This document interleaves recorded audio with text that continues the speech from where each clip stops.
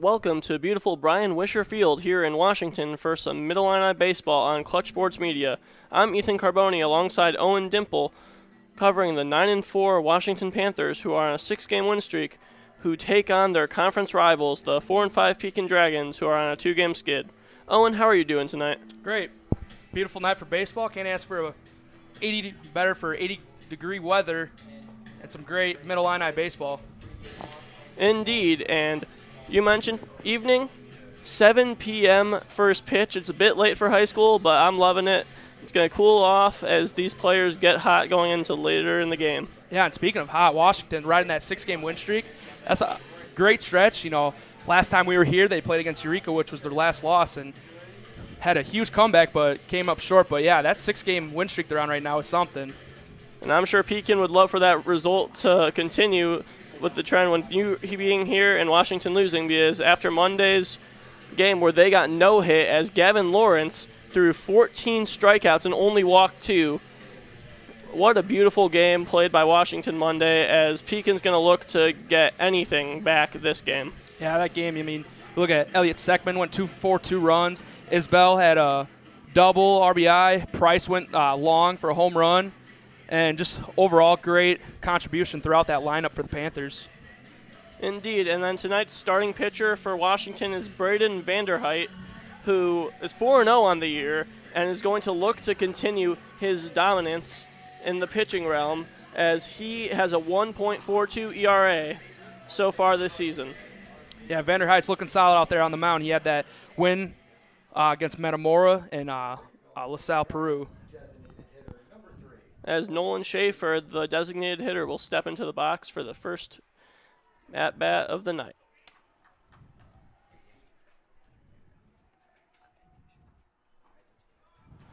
And first pitch is a ball. Schaefer's currently hitting .455 this year.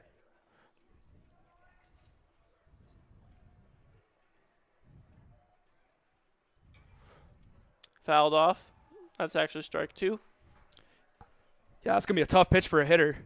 He's locating that pitch out low and away. Best he could do is foul that one off. So looking at Vanderheit up in the count 0-2. Let's see what he can do here.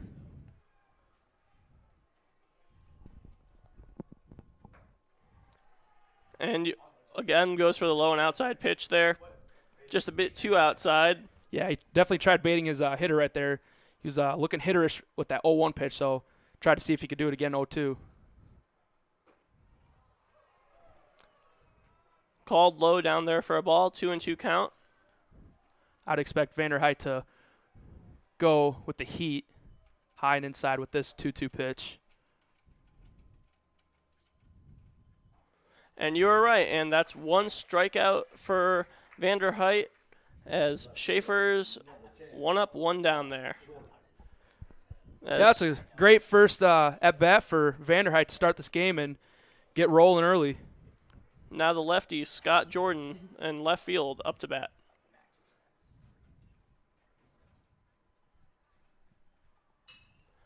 And he makes solid contact out to left center field. And it's a diving catch there by Carson Williams. Beautiful play there. What a play. Full extension, tip of the glove, got the ball. That's a SportsCenter top 10 play right there by Carson Williams. Indeed. Now 2 outs, top of the first. David Hartwell, the right fielder, comes up to bat.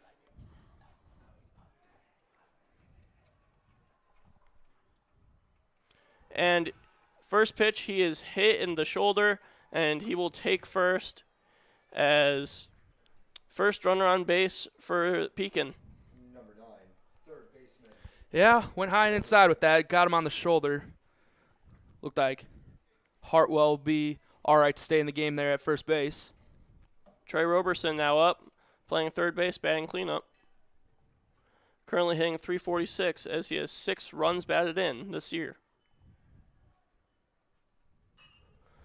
And he'll hit that out to right field. Should be an easy grab for Stewart there, and that's 3 outs as Washington now comes up to bat. Yeah, great first inning there by Vanderheit and Washington. Indeed. And now Keegan Busby who's pitched 2 innings so far this year, gets the start for the Dragons. Yeah, you wonder what his night will look like, given that not much experience to start the year. But you never know. He might find something and roll with it and have a good night there on the mound. In those 2 innings, he does have a 4.5 ERA. However, it is still 2 innings, but we'll see what he can do. He has no standards put on him, pitching only 2 innings so far this year. So it's all up to him for the future outlook of the season. Yeah, let's take a look at the starting lineup for Washington. Leading off, we're going to have Gavin Lawrence playing shortstop.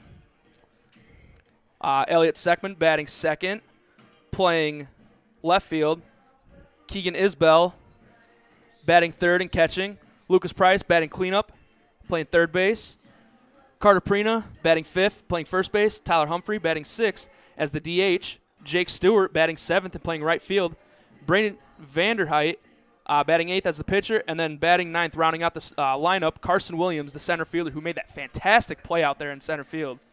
I know beforehand the head basketball coach of Washington was telling us that Carson had some speed. We saw it there. Oh, yeah, he covered that ball. He covered lots of ground right there, and he had a great jump on that ball to have a chance at making that play. And, yeah, couldn't have played that any better.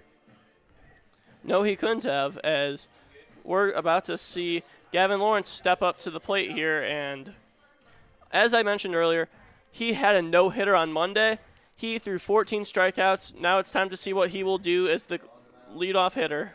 Gavin Lawrence is one of the dominant players on this Panther ball team, obviously with that 14 strikeouts, and looking to take over the offensive side in this game tonight. What makes it even more impressive is he's just a sophomore. He still has 2 more years after this season. A lot of room for growth, and, yeah, 2 years down the road, senior year, he could be a monster in the mid-Illini. First pitch goes over his head as Busby lets it get away from him there. 1-0 count. Ball must have just slipped off the fingertips as he was releasing it. Busby sends another one high and inside, 2-0.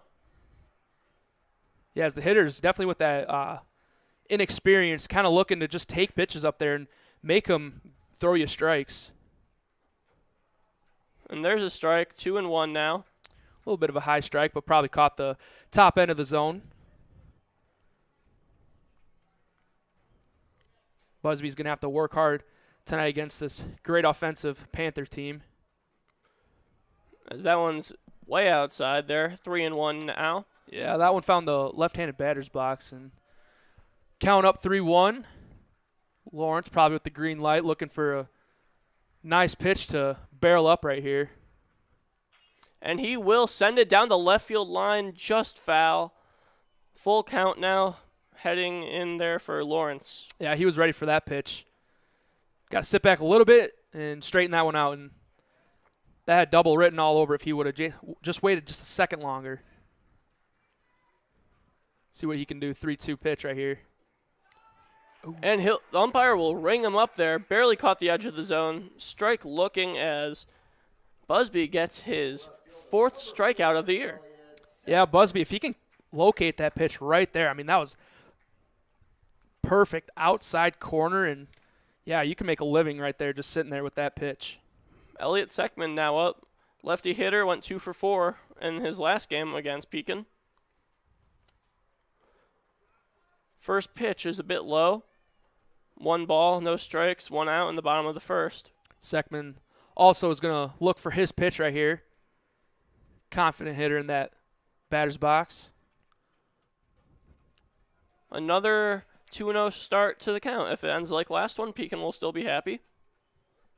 Yeah, even though Busby got the strikeout against Lawrence to start the game, you definitely don't want to see yourself continuing to fall behind in these at-bats. And that'll be a 3-0 start now. Because if he continues to fall behind, 3-0 count like right now, and then before 3-1, you saw Lawrence, he barreled up, just missed on the foul ball. And when you get in those counts, those hitters are looking for those fastballs. And that'll be 4 straight balls there as Seckman will take first. So far, a hitless first inning. Productive at-bat right there from Elliot Seckman, the left fielder for tonight. Keegan Isbell now steps up. Also playing catcher. He is going to be playing at Illinois Central College next year. Very solid catcher behind that plate for the Panthers. And there's a strike for Busby. The first hitter he could finally get ahead of initially for his at-bats. That's going to be key for him. So if he can last long in this game as well, you want to keep that pitch count low as possible. And it looks like Sekman will take second standing up after a wild pitch, and he might have been able to go third if he was running that. Yeah, Drowns, I mean, he made a good effort trying to get in front of that ball, and Busby just let it slip and just too far away from his catcher to make a play on it. One ball, one strike, one out, runner on second. As Isbell takes one up high, 2-1 now. Yeah, look for Isbell to get his buddy in at second base, drawing the first run of the game.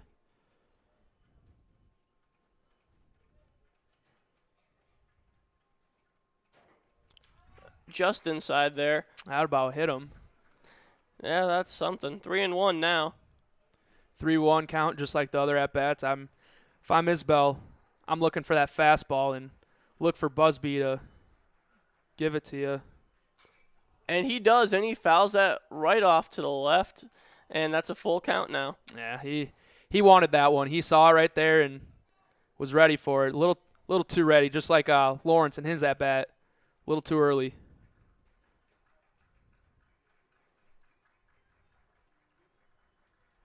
Got a full count for Isbell now. And Busby sends that deep out to left, and it will be tracked down right before the wall as Sekman will take third, tagging up, just getting in safe before Roberson can apply the tag, as now there's a runner on third as Lucas Price comes up to bat, the third baseman. Oh, it was a productive at-bat from Keegan Isbell. Worked the count, drove it to deep left, and advanced his runner, so set up a chance for his teammate Price to drive in that run.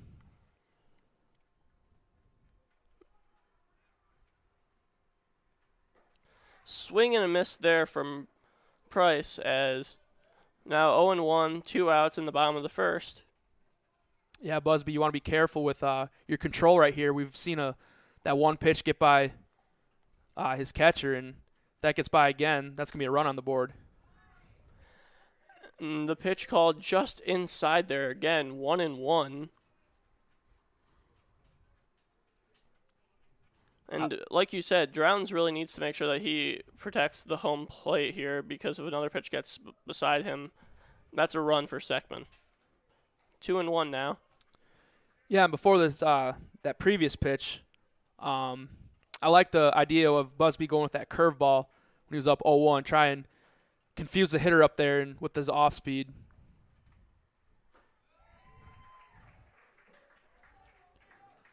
Busby's really working that curveball. That could be a dominant pitch for him tonight to do damage against these Panthers.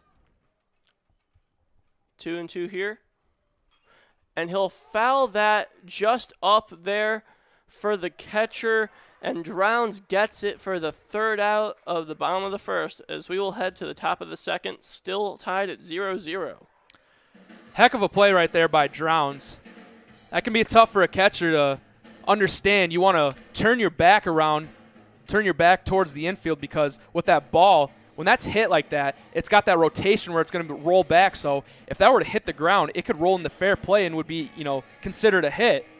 So heck of a play right there by Drowns. And he didn't catch it cleanly. He had a bobble, but used his chest to fully pull that ball in. For the Panthers that inning, a lot of hope, but couldn't finish. But only the first inning. They'll have 6 more innings to get something across the board, and if you're Busby with that inexperience, that's a great first inning. For sure, and like you said, still 0-0. Both teams are hitless, and although Pekin had a runner on third there and was not in the best situation, they were able to get out of it. And sometimes that's all you need to have. Yeah, Busby will have to have some trust in his defense tonight, which clearly showed there in the first inning. His left fielder, Jordan, made that one catch almost at the warning track. That was a deep shot by Keegan Isbell. And then the one play to end the inning by Drowns. Trey Roberson will be up first here for Pekin. Leading off for the Dragons, Currently hitting 346, Logan Booth. so that'll be good for him. He's actually a switch hitter here, so that'll be fun to see how much he plays to which side in this game. First pitch outside, 1-0. That's actually Logan Booth there in the batter's box, not Trey Roberson. He was the final out in the first inning. And that pitch is fouled out of play. Now 1-1. As the first baseman, Logan Booth, as you alluded to. I forgot there that Harwell got hit in the first. And there's a strike, 1-2 now. That was a great pitch by Vanderheit right there, locating the off speed right there on the edge of the plate. It's always tough as a hitter, those outside pitches.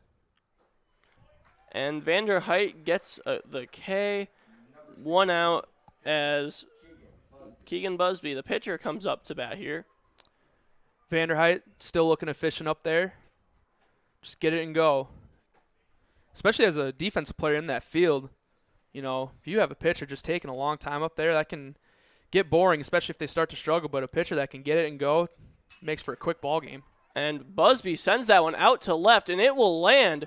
That's the first hit of the day as Busby's going to second, and he will slide in safely for a double for the first hit of the day. Helping his own cause out there. That was a beautiful hit right there. Barreled that one up. Looked like a fastball from Vanderheit. It's a pitcher's game so far, both in and outside the batter's box. Right. Let's see if Busby could set something up for the Dragons in this one. As Drowns comes up to bat, here the catcher. Vanderheit checks on second. And the first pitch is high. Drowns is the one that made that play to end the first inning. That pop up behind first. Looks we have a As stop. the umpire's given a warning to the bench of Pekin there. Can't hear exactly what they've been chanting all the way up here in the batter's box, but must be something for the umpire to go have a talk with them. We'll resume play now.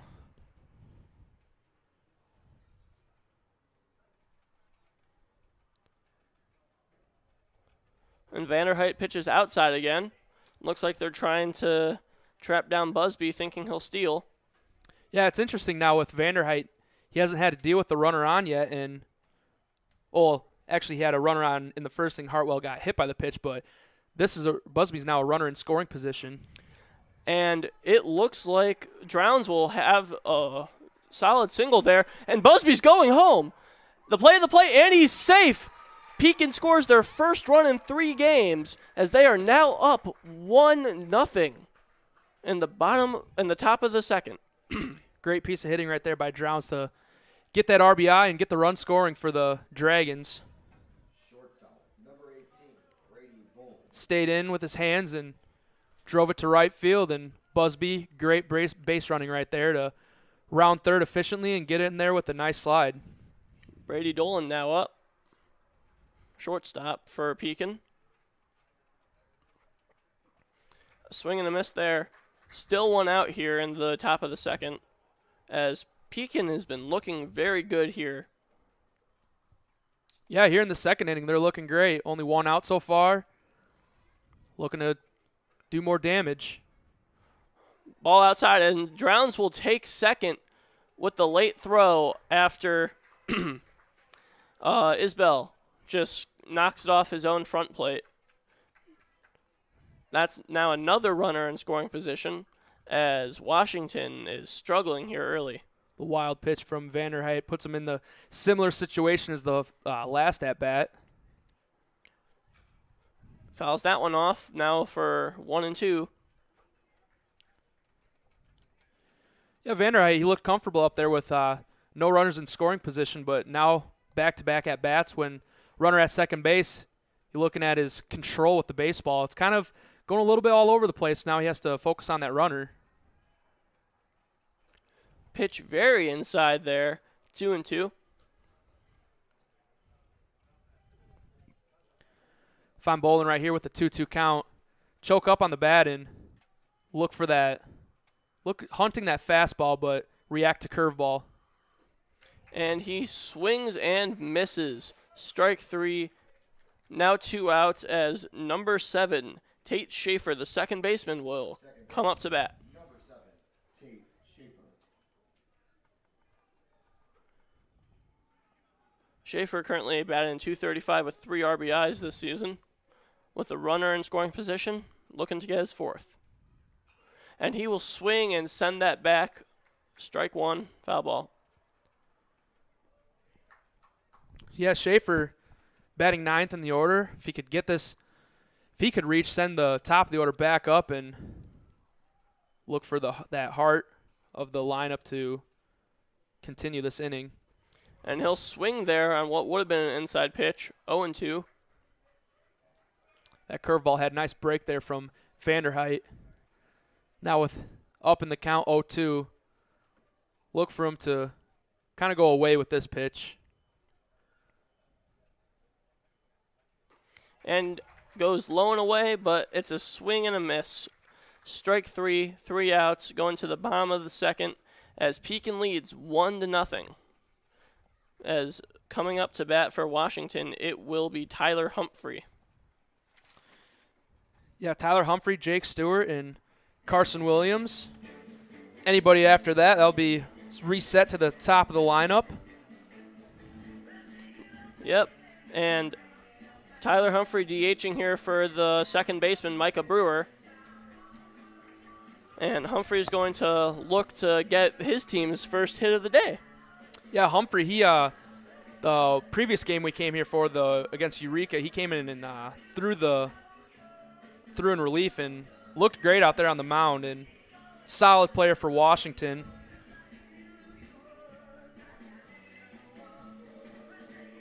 Only a sophomore, so plenty of years left here playing varsity baseball for the young Humphrey.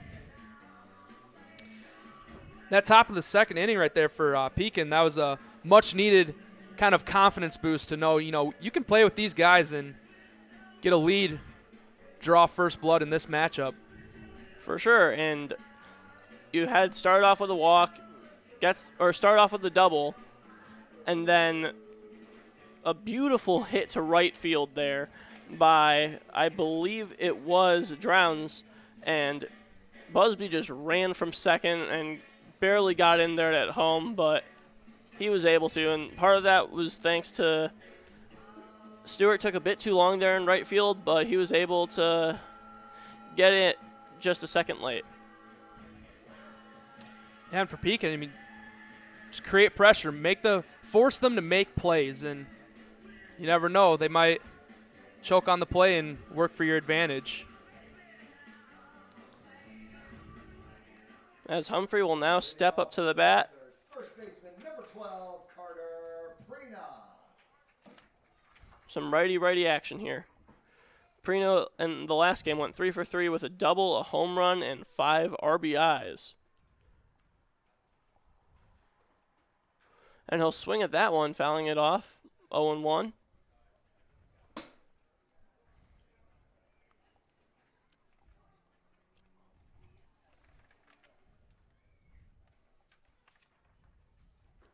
Swing and a miss there, 0-2. Carter Prina, very aggressive hitter up there at the plate. Finds himself down 0-2. Now you're going to have to work. Pitch there just outside, 1-2 count now. Busby tried setting him up again, kind of sensing the aggressiveness. See if he could chase one low and away.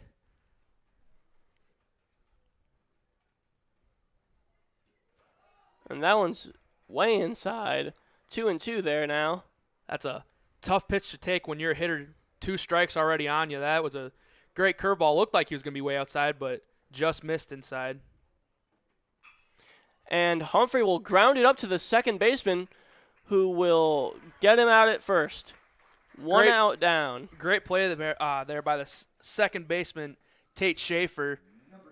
I thought the ball was going to be out of his reach and sneak its way to the outfield for a base hit, but he didn't give up on the play, went for it, and got the out.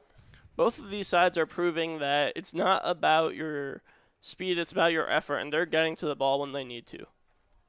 And as a coach, you very much appreciate that. Jake Stewart, the right fielder, now up to bat.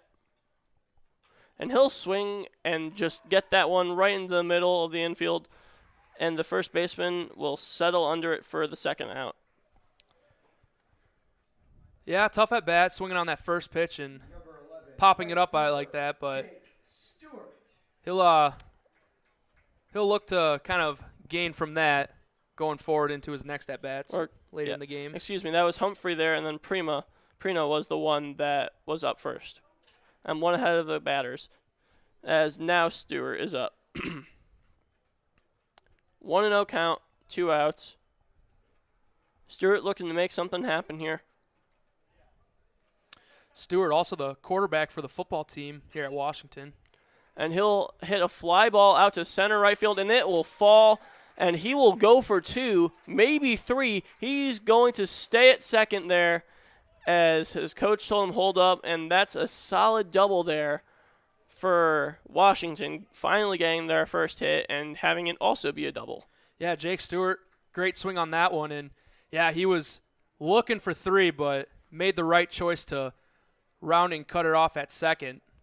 Yeah, he poked it over David Hartwell's head, and now Braden Vanderheit's up with a runner in scoring position. And he'll swing and ground that one down third baseline, and it will be fair. Or no, the umpire calls it just foul. Looked like it did a one-hop over the third base bag there. Yeah, didn't miss by much. With 2 outs, already down 1-0. Really trying to get that run across the plate.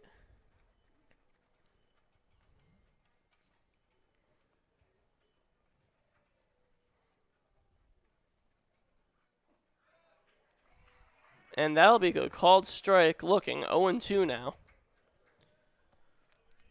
Pitcher's count here. Again, down 2 strikes. Got to be aggressive. Anything close, you got to be ready to hit. That one's up in the zone, 1-2. Busby knows that as well as the pitcher, so always looking to try and set up his opposition at the plate. And Vanderheit will fly that one out to the first baseman, who will get under it. And that's 3 outs as we head to the top of the third, 1-0, with Pekin still leading. Wasn't the easiest play right there for the first baseman, Booth. That ball had some either rotation or wind. I really couldn't tell, but or maybe just overplayed it to the right a little bit because he started, as the ball was falling, he worked his way towards the field. And I think if that ball would have fell, it would have been a fair ball. And we kind of saw, or at least I saw, as the ball kind of came into his glove, the catcher, Drowns, kind of like put his hands on his head just kind of like as a relief because he didn't know if he was going to make the play or not. And that would have been a free run there for Washington had he missed it, but it's 1-0 now, top of the third. I believe for Washington it's Gavin, for Pekin, Nolan Schaefer, the DH, is coming back up to bat after his brother Tate struck out to end the inning. For Pekin, probably want to just do the same approach as the last inning when they got that run across the board. They were patient, looked for their pitches, and made a nice contact with the baseball.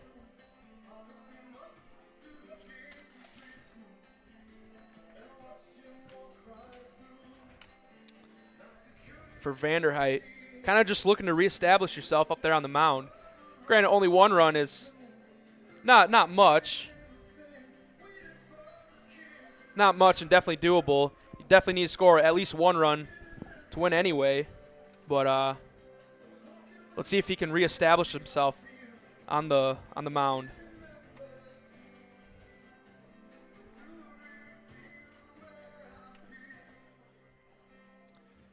Almost done with warm-ups right here.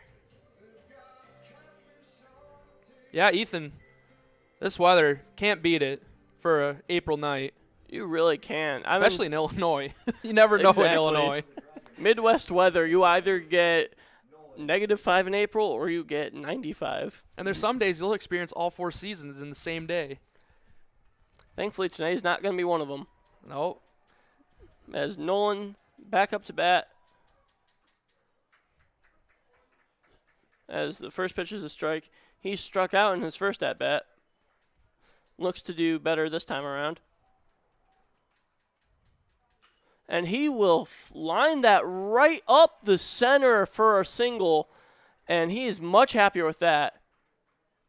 As it looked like Washington had 3 defenders there in the outfield. No one covering second. And they were afraid that Schaefer was going to get to second there. Yeah, shortstop. Gavin Lawrence almost had a play on it, just out of reach. And for Schaefer, he kind of almost got jammed a little bit, must have, on that bat because it kind of floated a little bit, but just enough strength behind it to push it into center field. Now Scott Jordan up. He lined out last time. And the pickoff attempt at first, and he is safe. It's a great move by Vanderheit. Got to keep that runner over there honest.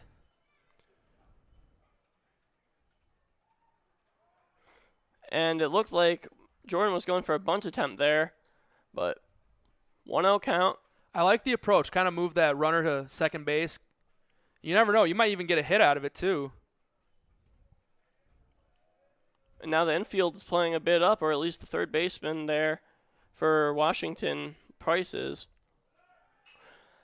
And he will fly out to left, it looks like. Yep.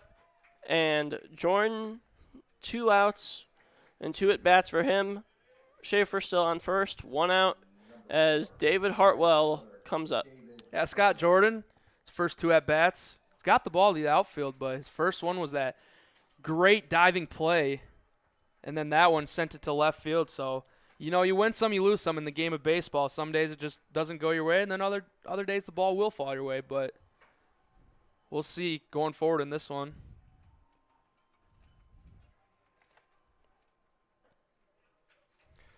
Strike 1 there, right down the middle.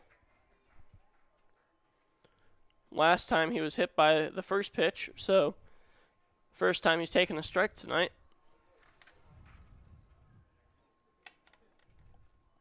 Hartwell currently is second on the team in stolen bases, as he will get hit for a second time there. It's what we called in my high school days Magnet Man. We actually had an award. Whoever had the most hit by pitches. I won it my junior year. Well, I'm pretty sure Hartwell's the magnet man of this game at the bare minimum. Definitely. Now, 2 runners on, 1 out, as Trey Roberson up. First pitch, foul tip, strike 1. He flew out to right field to end the first inning last time he was up. And then that pitch is behind him.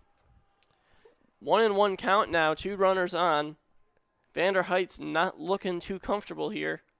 Trey Roberson right there, he kind of kept his bat up, and where that pitch was going, it almost hit his bat. He's got to know to get that bat down so it doesn't cost him an easy strike for Vanderheit. And he swings and misses there. 1-2. Tried to go for a check swing, but let it go.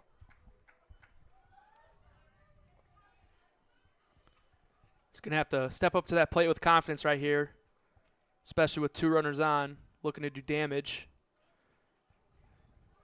He calls for a timeout there as he steps back in. This at-bat could decide the pace of the game. Ball outside, 2-2. Vanderheit's still kind of working with that kind of, I don't know if I would call it an issue, but just the losing his control a little bit when he's facing the pressure with the runners on base.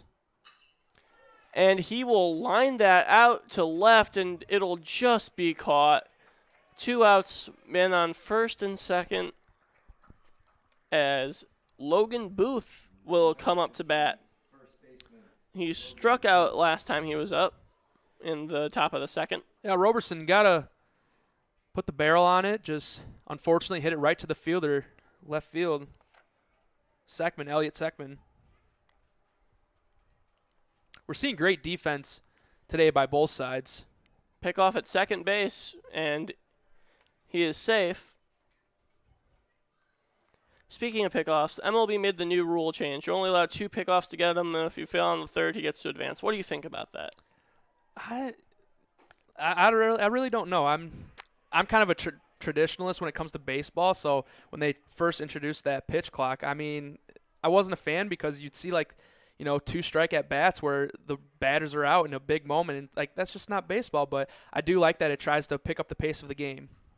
First pitch there to Booth was a ball. And that one, a called strike there, 1-1. Pekin is taking some pretty big leads here, first and second. Yeah, they're sensing the pressure that they're putting on Vanderheit and looking to take advantage of that. Swing and a miss for Booth. Looks like he foul tipped it, so the runner will have to go back to second. 1-2 now. With 2 strikes for Booth. Definitely going to have to lock in at the plate and see if he can put it in play. Like I said earlier, you got to force the defense to make a play, and sometimes they'll slip up. So far tonight, there's been great defense. Ball way outside there, 2-2. And thankfully, Isbell was able to get to that. Otherwise, there would be 2 runners in scoring position. Yeah, Keegan Isbell is a solid defensive catcher. Never questioning his effort behind the plate. And he fouls that off of himself there. Still 2-2. 2 outs in the top of the third. Yeah, right off that front shin. That hurts. I can tell you from experience. That doesn't feel too good. See what Vanderheit's looking here, 2-2. Another pitch outside. Full count, 2 outs. And this is big right here with the full count, 2 outs. Expect those runners to get a head start running as soon as Vanderheit goes towards the plate. So if Booth can just put it in play right here, he could possibly get 2. Runner goes as Booth will ground out to first, and we're heading to the bottom of the third. 1-0. Washington here. You need a big third inning because the momentum has completely shifted from Monday where you had the no-hitter. Doesn't matter. Pekin has momentum. Washington needs something to happen here. Yeah, it's a brand new ball game. You never know. Anyone can lose any day, especially a long season like baseball when you're playing, almost every day or every other day. So what happened last night or 2 days ago doesn't matter when you step on the field today. And obviously Pekin's just showcasing that right now. And Carson Williams, the man who had that incredible catch there in the first inning, will lead us off here to start the third. Or excuse me, no, he ended us off in the second. So Gavin Lawrence, the shortstop, will be up. Yeah, if I'm the Panthers, just don't stress too much about the 1 run. You're a good offensive team. You're a good hitting team. You're going to find a way to score a run. Just be patient, stay true to your game, and look for those right pitches, and you'll find your way getting on base and then moving those runners and then eventually getting to the home plate to score those runs. And if you're Washington here, what are you looking for, in the batter's box? I'm going to make Busby continue to throw strikes. Like we said, inexperienced, so as you get on with the game and as you keep going through the order, this is going to be the second time that the Panthers will go through the order. So after seeing them a first time, like especially Lawrence coming up to bat and Elliott Seckman, then Keegan Isbell, who had great first at-bats in that first inning, they're going to process what they saw, adjust, and be ready for the second at-bat to do damage. And I was right the first time, excuse me. It is Carson Williams up to bat here as the number 9 hitter. He is looking for a hit here to send Gavin Lawrence up next.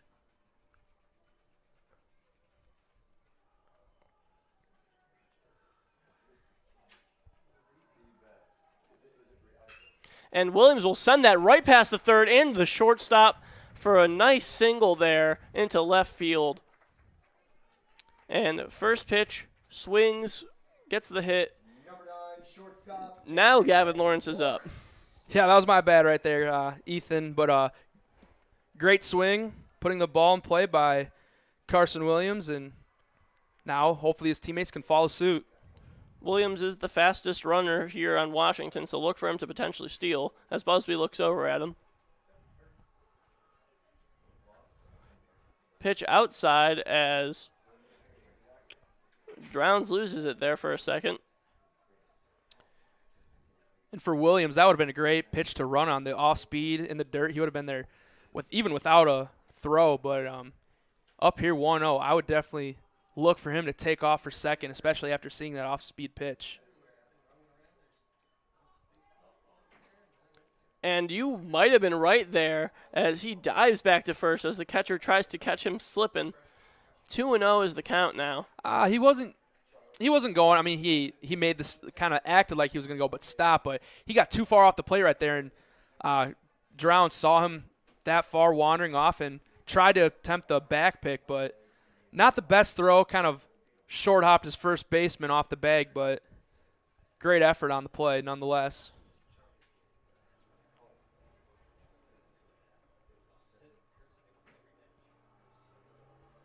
After back-to-back balls, Gavin Lawrence, he's ready to unleash his power right here.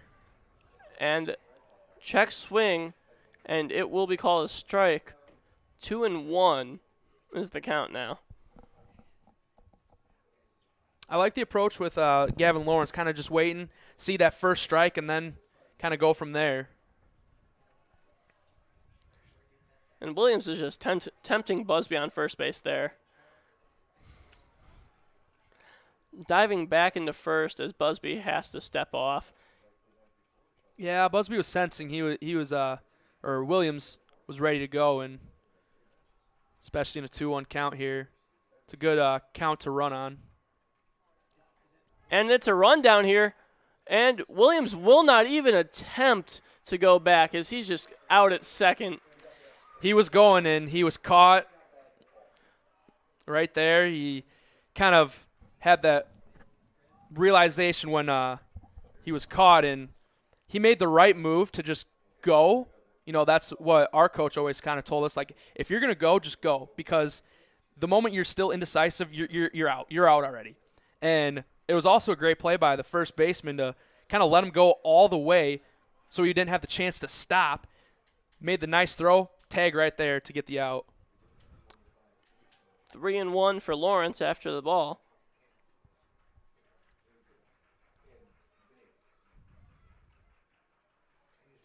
And he swings at that one, popping it right up to the center fielder for the second out of the inning.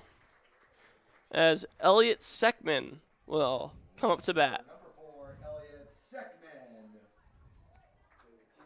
Seckman walked in the first.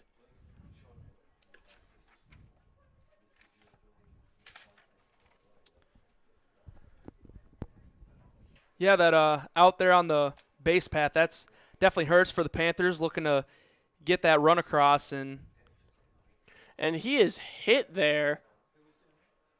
I thought he was hit. I thought he was hit there at least. Must not have been. It was certainly a ball at the bare minimum. Got nutmegged right there. Right, ball went right between his legs, but I thought he got hit right in the ankle. And there's a strike down the middle. It looks like both of these pitchers' control so far has been I can either give it to you right where you'd want to hit it, or I will throw it about 2 feet behind you. Yeah, it's wide range of possibility where that ball's going to find itself. As that is a ball, 2-1. I am impressed with Busby's performance so far. With the inexperience he has, but no runs across, only 2 hits. He's done a great job tonight. And that's a strike inside. 2-2 here. Like I said before, he's just locating his pitches perfectly, right on the outside corners. That's hard for a hitter to decipher, do I want to take it or is it going to be a strike and I want to swing on it? And that's another one, although call a ball. 3-2, full count here. Sekman just wants to get Isbell back up here. Yeah, just continue the inning as much as you can. Busby's got plans. Way outside as he is walked yet again. And runner on first here for Keegan Isbell. Isbell was the one who had that long fly out to deep left field in the first inning. Just about hit the warning track. For Elliott Sekman, back-to-back great at-bats, 2 walks, and really getting that on-base percentage number up there. And after the pitch, he'll take a pretty long secondary lead there. It was ball 1. Yeah, pitch was a little high. Good spot, though. Didn't miss by much. Especially for a high fastball. That can be hard for a hitter to catch up to after, seeing some off-speed pitches. And that's another pickoff attempt there for Busby this inning. Yeah, can't argue Busby's approach here tonight. He's done fantastic. Kind of setting his batters up for swing and misses and locating as well. And that'll be the second ball, 2-0. And he has a nice balance of off-speed fastball. Kind of keeps that hitter thinking. And once you have that hitter thinking, you're already one up on him.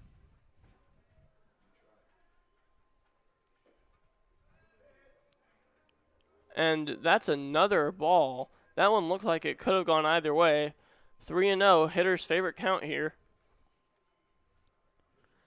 I don't think he's got the green light from his coach here because especially with 2 outs and you have a runner on.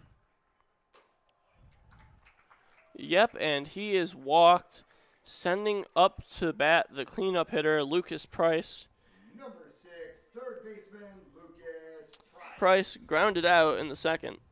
Before we have that, we'll have head coach Matt Emmons kind of just go talk to his pitcher real quick. And I think this is a great move, 2 outs, just kind of have him take a breath, relax, kind of reset right here. You only need 1 out, you'll get out of the inning. And especially right now when you're getting to heart of the lineup with Price and Prina coming up to bat, you don't want to lose yourself right here. So definitely like the mound visit from Emmons. Definitely, especially after you walk the 2 hitters. I mean, yeah, you want your pitcher to be comfortable up there and give him some words of encouragement. He hasn't really had to deal with much traffic on the bases so much right now or earlier in this game, and I think this is the one first moment where he's got multiple runners on in a big moment of the game.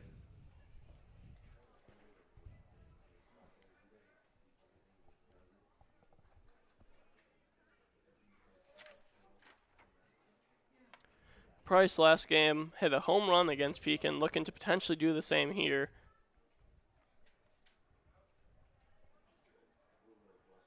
Also had 2 RBIs. First pitch, a ball to him, 1-0. Still 1-0 in the bottom of the third here for Pekin and Washington. Definitely a pitcher's duel here for this Mid-Illini baseball game. And that pitch was just barely outside again, 2-0.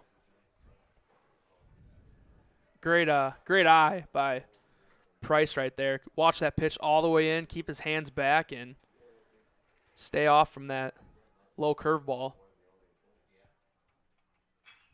And Price will send that up the middle past the center fielder and the right fielder into right center field. And 1 run will score, and 2, and he's going to 3 as the second run will score, and he is safe at third. A 2 RBI triple.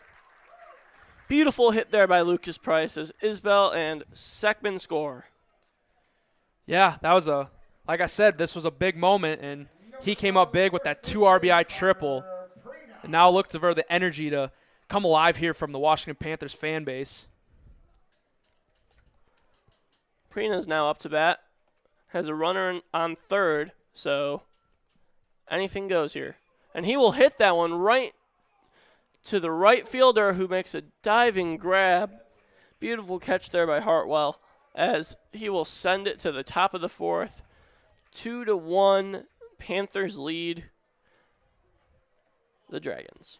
Yeah, that one was a little too close for comfort right there for the right fielder. Kind of like let that ball fly a little too much and caught it, like just maybe the foot off the ground. And yeah, definitely don't want to play it too safe, I guess, because that ball, like I said, that ball almost hit the ground and would have been a base hit and brought in Price from third base. And now Pekin, not in their favorite situation, now down to a Washington team that has hitters, has pitching, although they have been able to force counts and force some poor pitching so far from Vanderheit at times, but yeah, well, he's worked around it for the most part. He's definitely 2 different pitchers. Bases empty, kind of low pressure situation. He's a little more comfortable, finds himself, locates perfectly, but it's when you get those base runners and you create pressure, then it's like, then the screws kind of come loose, and then he's kind of forcing pitches outside, high, inside. It just kind of becomes like a guessing game where that pitch is going to end up. In the final inning with Busby, those 2 crucial walks set up that triple for Lucas Price. And walks, they always come back to hurt you, no matter if it's the first inning of a ball game, in this case the bottom of the 3rd, or even at the end in the 6th, 7th inning. And especially when it's they both came with 2 outs. Now Panthers took advantage of that with Lucas Price, triple in the right center gap. Busby now up to bat. Lets the first one go right down the middle. Looked like a changeup there. Had a double in his last at-bat and scored the lone run so far for the Dragons. Swung and missed. 0-2. Busby is taking some of the heat from Vanderheit here. Yeah, especially after giving up those 2 runs there that final inning. He wants to do something. And a bit too much of something as he strikes out on 3 pitches. 1 out now, as after Busby comes up Connor Drowns, who brought in Busby in the 2nd. Yeah, Dragons, you don't want to see a trend right here where you become kind of desperate up that at the plate to kind of make up for those 2 runs. As Drowns will swing and miss. So far, they're just swinging at everything. And if you're Vanderheit, you got to take advantage of that and kind of work some pitches outside. And that one, a called strike, low and inside there, working the zone perfectly. Vanderheit's getting into his groove, as is this entire Washington team. And that one is fouled back, nearly went right over the net. As Drowns is looking for a hit here, and he wants to hit it hard. I was thinking for the potential of a immaculate inning right there. He had struck out Busby on 3 pitches. Had Drowns with 2 strikes, but he fouled back to kind of ruin that. Fouled back again there too, so always got to appreciate a immaculate inning. Swings on that one, and it's flying foul, but the third baseman will set, nope, and it goes right past. The wind just pushes it past the third baseman and pushes it way out of play. Drowns doing a great job fighting up there, especially with 2 strikes. those close pitches. Kind of just keep foul him off and wait for Vanderheit to make a mistake and kind of give you a nice one to hit and drive.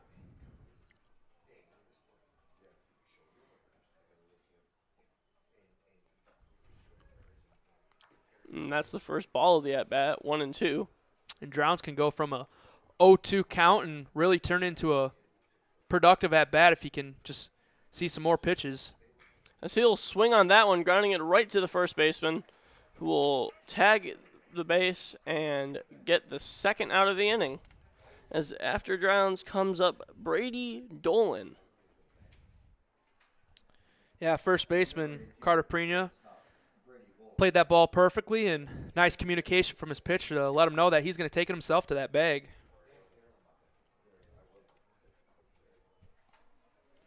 Dolan struck out in his last at-bat as he lets that first pitch go by for a ball.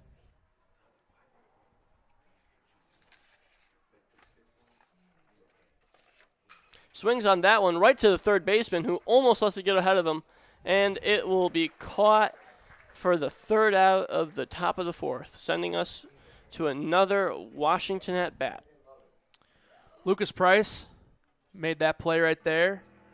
That's a tough play as a third baseman. I kind of don't know if it had a bad hop or if it was just bounced kind of from the edge where the infield grass meets the dirt, and kept his glove right in front of him to make sure he found the ball and delivered the nice throw over to first base. Impressive play from the kid.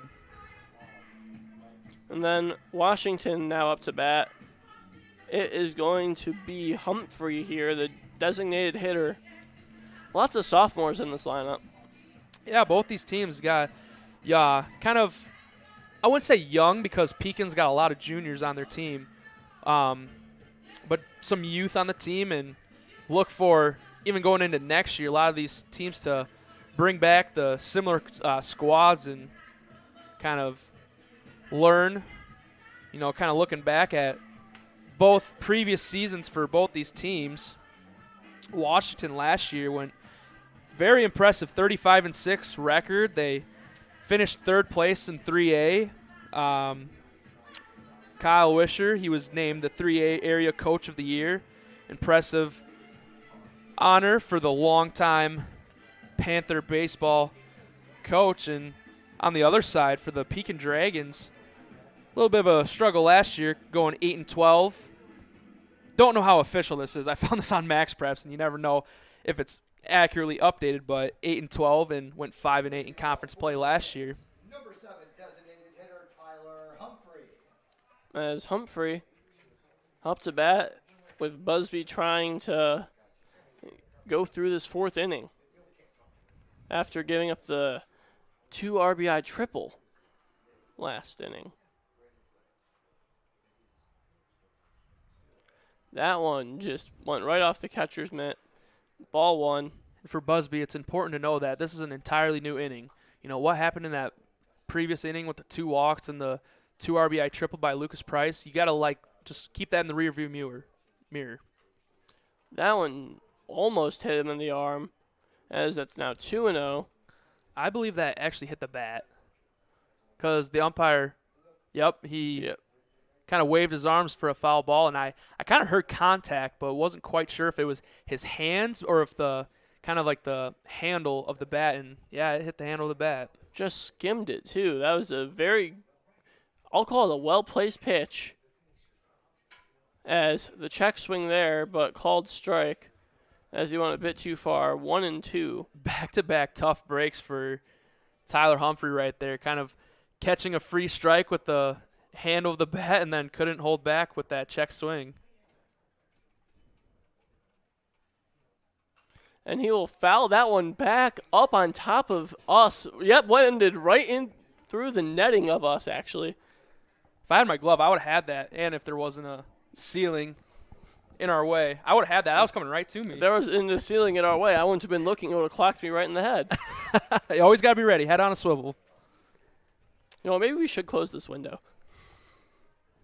I don't want to get hit. As it looks right there, Humphrey will foul that one off yet again. Humphrey down 1-2. Just looking to find the right pitch that he can put in play.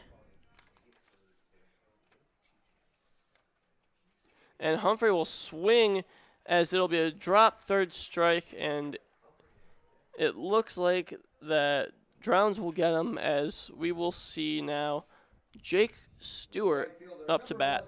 Jake Stewart. So far, just the second strikeout for Busby. That strikeout, and then previously to start the game from when he struck out Gavin Lawrence. To be fair, you don't always need to get strikeouts to get through the innings, Nope, certainly do not. as that pitch is just outside, ball one. Currently 1 out, 2-1 in the bottom of the fourth.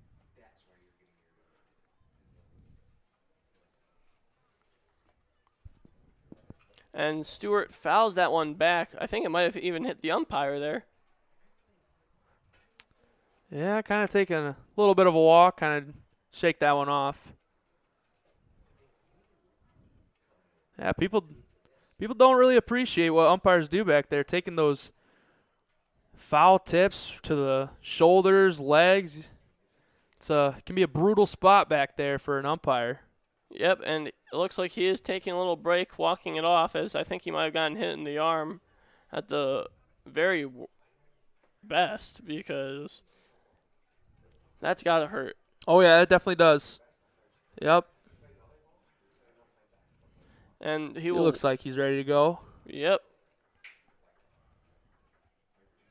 As Stewart ready to get back in there. 1-1 count. Speaking got a little free mound meeting timeout between their infield.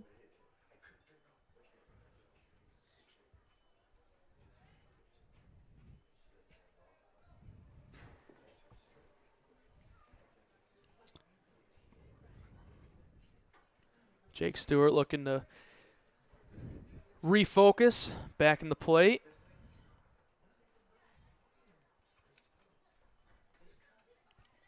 Stewart last time hit a double. And he will send this one yet again into the outfield. And it was called a fair ball there, as the right fielder for Pekin, Hartwell, couldn't get to it. Dove and trapped it, though. Yeah, he Single. made a great effort on the play. Did the right thing, kind of recognized he wasn't going to get the ball, but he was too far committed with the potential dive, and kind of used his glove to deflect it off his body so the ball wouldn't get by. And if that ball would have gotten by, look for Jake Stewart to round all the bases. As now it looks like Vanderheit will be hit by pitch. That's what, the third batter hit by pitch this game total? Total, yeah. That's the first for Busby. As after Vanderheit, Carson Williams will come up to bat, looking to make up for getting thrown out at second after getting on base at his last. As Vanderheit will come out. Courtesy runner, since he's the pitcher. Yep. Definitely nice having that courtesy runner so you can kind of go back in the dugout, kind of nurse at it, hit by pitch. But, yeah, if that was a regular player, you don't have that courtesy runner.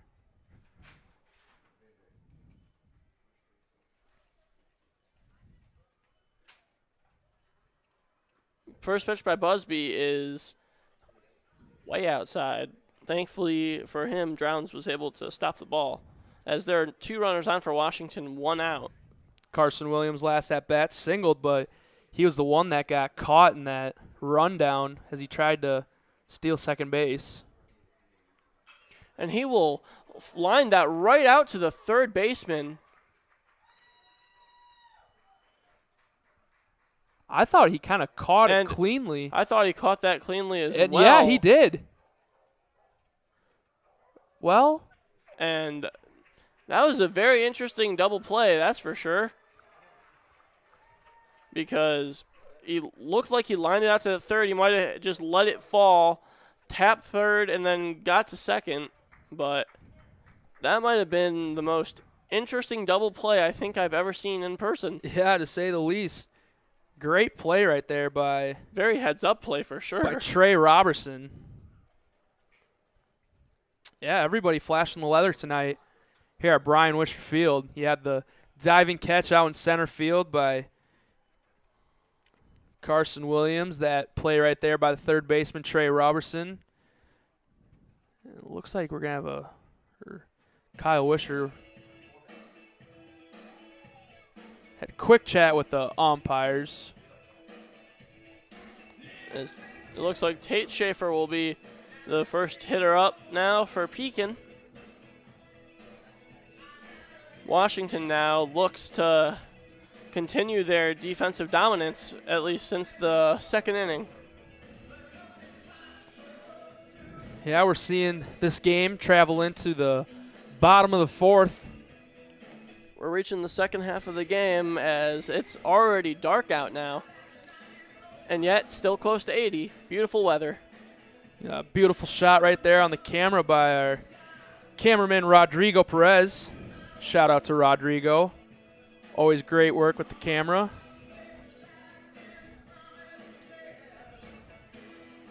Gotta love high school varsity baseball on a April night. Indeed. And this game so far, you mentioned before it's a pitcher's duel. I think it's more of a defensive duel because we've been seeing pitchers been letting some players get on base, whether it be walk, hit by pitch, or hit. And the defense is getting them out of it. Yeah, I would have to agree with that. That's a great point, Ethan. Schaefer, the second baseman, now up to bat for Pekin for the second time. Last time he struck out.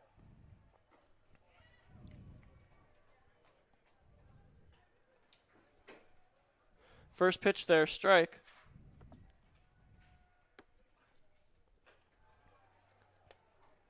One and one now. Schaefer wants to make up for his last strikeout here. Yeah, ball sailed a little high for Vanderhype. And he will fly that one. That one might have touched the space there, but first out. As next up, we will see Nolan Schaefer. Yeah, it looked like he hit that one on the very end of the bat. Didn't really get the sweet spot with that one and hit it straight up into center field. And Carson Williams didn't really have to move that much to make the play on that one. First pitch outside, 1-0.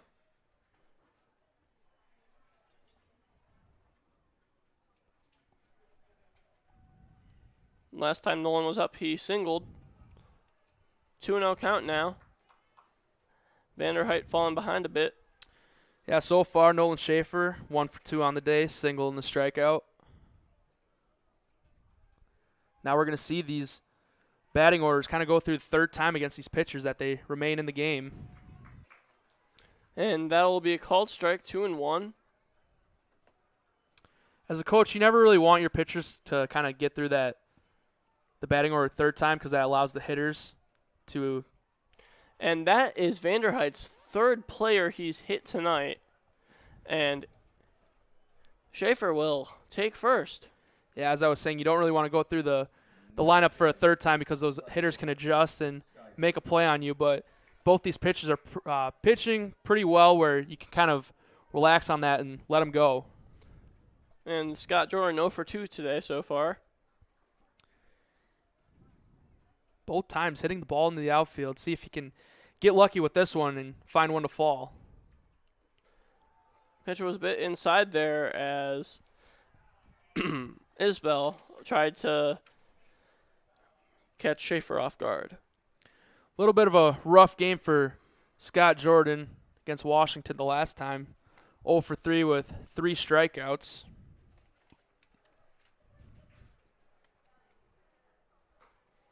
And that one will be called a ball as well. 2-0 count. Scott Jordan having a nice day out there in left field.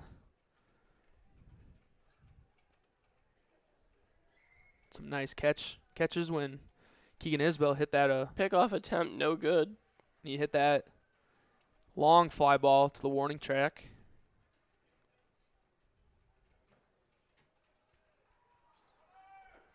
Swing and a miss as the runner will be caught stealing there as Schaefer was not able to get a big enough jump and is thrown out by a mile.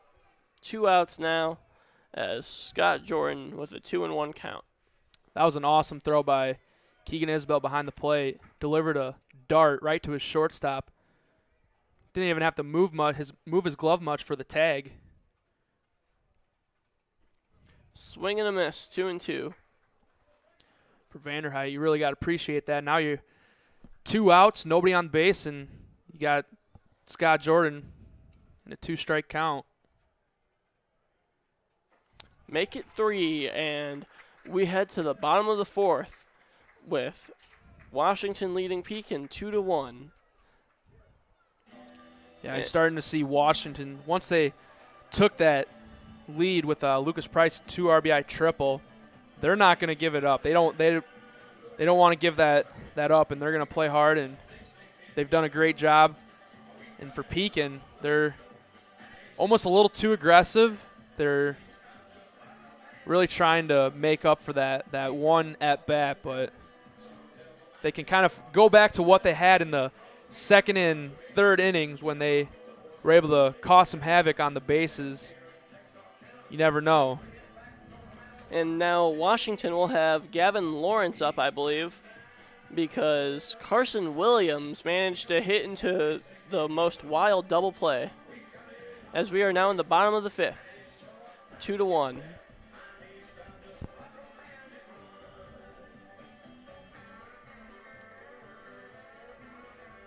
Owen, we've gone past the halfway point after the top of the 5th, and what have you learned so far from both of these teams? Well, both these teams, kind of going with Pekin here, they've done a great job kind of forgetting about what happened the previous game when they got no hit. Realizing, this is a brand new game that they can play with them. It's a 2-1 game. Washington's a great team, and this is just a good confidence boost that they can, hang with the big dogs. And for Washington, they're a team that finds a way. They'll find a way to strike and make sure that it's, important for them to win the game. Lawrence up now, 0 for 2 on the day with a strike and a flyout. As that first pitch goes way off, hits the backstop even, 1-0. You wonder how much longer Matt Emmons is going to keep Busby in this game. And he has only given up 4 hits so far. And that one shouldn't be 5 as it's grounded to the third baseman. And it goes past the first baseman. And call that an announcer's jinx right there, as Gavin Lawrence with his first hit of the game. Yeah, the ball was cleanly fielded by the third baseman, Trey Robertson, but the throw kind of short-hopped his first baseman and couldn't make the scoop. That was Booth over that first base. Yeah, Booth wasn't able to pick it, and you know what? Runner on first, not the worst situation, but definitely not something Busby wants to see. Is Elliot Seckman now up, as he will bunt that down, and the pitcher will field it. Busby throws it over to Booth. 1 out now. Runner on second with Keegan Isbell up to bat. That was a great bunt by Elliot Seckman right there. Put it right in front of the pitcher's mound. If he would have kind of put the bat out a little bit more towards third base, I think he would have been safe on the throw, but did his job. Great bunt, moved his runner over, and now sets up Keegan Isbell for a RBI chance here with 1 out. Isbell went 0 for 1 so far today, walking at first. And then eventually came around to score from that huge 2 RBI triple. 0-1's the count now.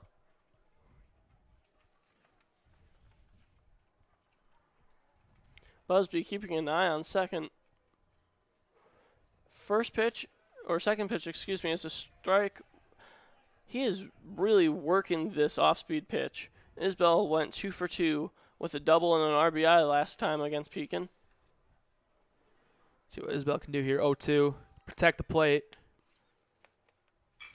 and Isbell will ground it to the second baseman, who drops it and will barely get him out at first there, as Lucas Price comes up to bat with 2 outs and a runner on third.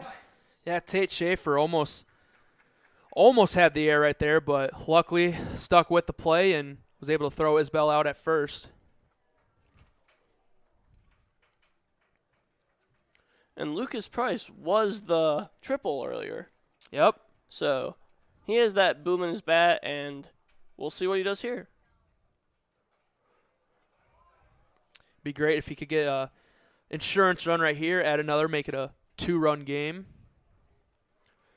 First pitch was a ball, as Drowns was just afraid that Lawrence was going to try and score there. Yeah, he did a great job keeping it in front of him to keep Lawrence at third base. This is a big backstop, too. That ball just gets by a little bit. Doesn't matter who the runner is at third base. Could have Bartolo Colon out there at third base. He's going to score on that.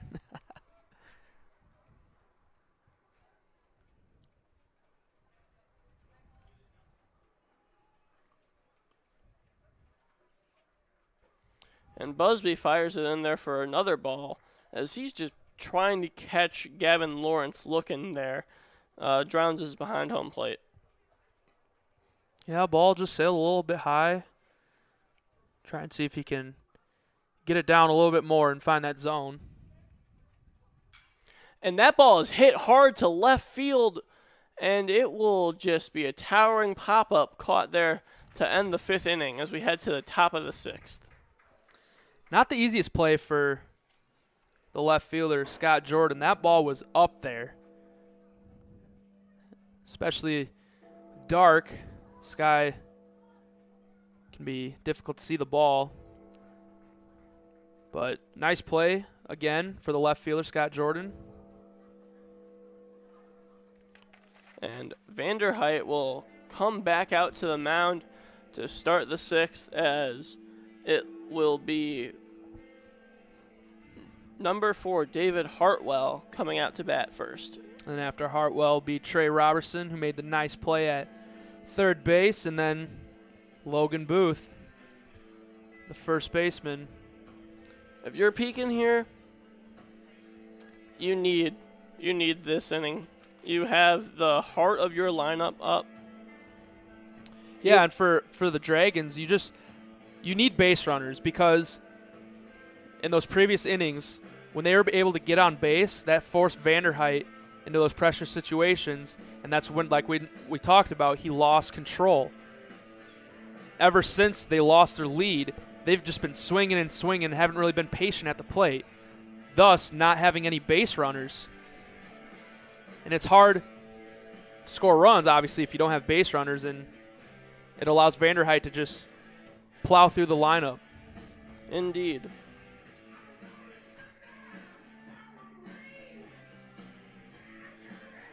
And it looks like Pekin has a pitcher warming up already. Leading off for Pekin, right fielder, number 4, David Hartwell. And Hartwell up. The Magnet Man comes back to the plate. Been hit in the arm twice now in his previous at-bats. And he will swing. I believe that's the second pitch that he's taken that wasn't him getting hit. Right? Yeah, he definitely wanted to take advantage of a pitch he can hit. And he will swing on that one, fouling it, and 3 infielders will go after it, as it looked like Isbell was calling for that, but Prina just ran right through. Yeah, that's a tough play. It was kind of put in a weird spot where, like, no one really had a clean play on it. That's a huge talking point with coaches. Like, you want communication from your players. If someone says, I got it. He was saying, I got it, too. Yeah, then as the other players, you got to learn to back off and let whoever called it make the play. But, yeah, just a tough spot for all 3 players involved. And a check swing there. It was low, 1-2. You just hope that they're okay, too. Kind of had a collision. Looked like Prina and Isbell. and he will line that out to left, and that will be a single there for Hartwell. Yeah, nice hit right there with a 1-2 count on him. Ball kind of hit the end of the bat, so kind of had that dull sound to it, but pushed it into left field for a base hit. Now Trey Roberson comes up. And so far today, he is 0 for 2. Flied out to right field and lined out to left field, kind of playing the corners. Pickoff attempt there. And he's safe. Roberson, last game against Washington, 0 for 3 with 3 strikeouts. Another pickoff attempt, and he's safe. See, if this were the MLB, now we'd go for a steal. Right, but yeah, this is just high school baseball, so you can throw over as many times as you want. And now he goes for a bunt, and it will square up right to the pitcher, who will throw it soaring over the second baseman, and the runner will continue on to third, and the throw will get there. No, it goes over, and he's going home. And no, he will just now he's caught in the middle of a rundown. And the runner will go to third, and he will get called out running down. Well, now there being 1 out and a man on third. As right there, Hartwell should have just kept on running. If he got thrown out, at least there would have been a runner on third. Now there is no chance for that play at the plate. Honestly, he should have kept running because the past 2 bases when he ran onto second and to third, he forced terrible throws that went over the defenders, over their gloves, and so. Yeah, a wild play. Somehow Washington was able to find a way to get an out right there. And the coach will now come out to talk with Vanderheit. Yeah, he's probably going to say something about the decision to throw to second. Yep, and you have Trey Roberson on third. So that's all fine and dandy. Congratulations. There's still the 1 out. Logan Booth now needs to come up to bat, and he needs to make some noise happen with there being just the 1 out, because if he gets out here, it's not looking too pretty, as Pekin's going to go down into the bottom half of their lineup relatively soon. Yeah, kind of going back to that play, Vanderheit should have just took the guaranteed out at first.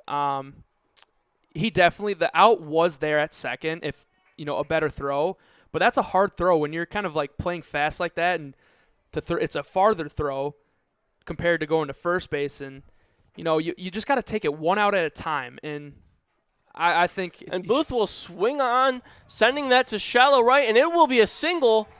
And Roberson will score 2-2 now. Man on first, 1 out in the top of the 6th. Big hit right there from Logan Booth, the first baseman, tying this game up.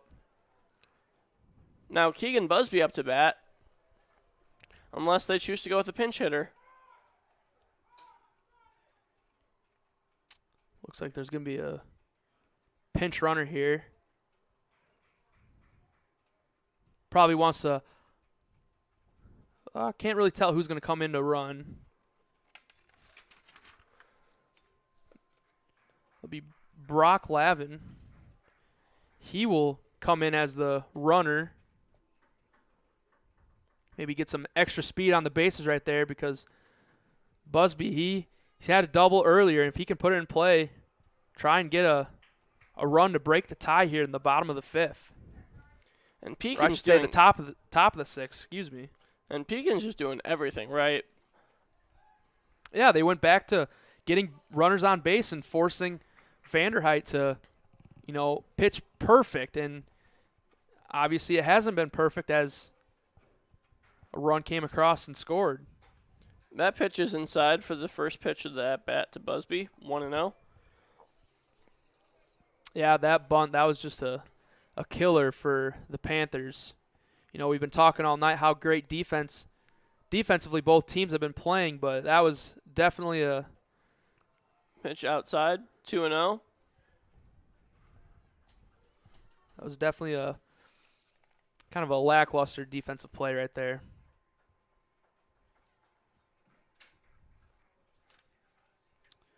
Busby probably aggressive right here, up in the count 2 on Vanderheit.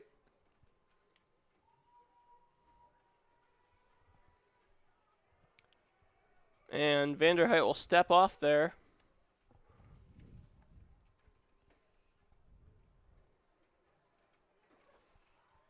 Sends a pitch right in the strike zone, 2-1.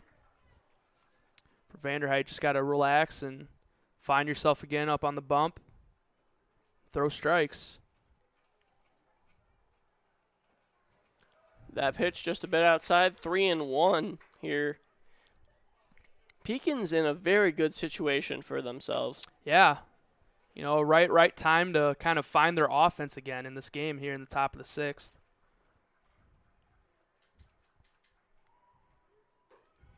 And ball 4, take your base, Mr. Busby. Runners on first and second with just 1 out as Connor Drowns now up to bat. Wonder how much longer of a leash Kyle Wisher will have on his pitcher Vanderheit. His pitcher's starting to get in trouble once again.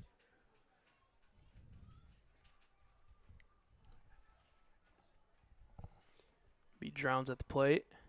And it does look like he's going for a bunt as the pickoff attempt will nearly sail over the shortstop as he was able to settle down with the ball. But I think if I'm Vanderheit, you got to just shift your focus to the hitter. Yeah, the runner, he has a decent lead, but you're going to get your out from the batter. And Drowns sends that past first and second base, sending it to right field as the runner will hold up at third there. Bases loaded, 1 out as Brady Dolan steps up to bat. Great hit there by Drowns, and nice play by the right fielder, Jake Stewart, to get that ball in there and keep that runner at third base. Now here we got a big moment here. Bases loaded, 1 out. And this is where the money is made in the pros.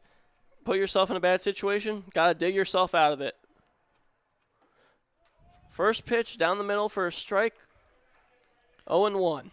Bolin 0 for 2 on the night with a strikeout and a ground out to third base. See if he can kind of turn the table here with this at-bat. Swing and a miss, 0-2. This at-bat, though, he cannot afford to put anything on the ground. He needs to just get that in the air and put that into the outfield. Right.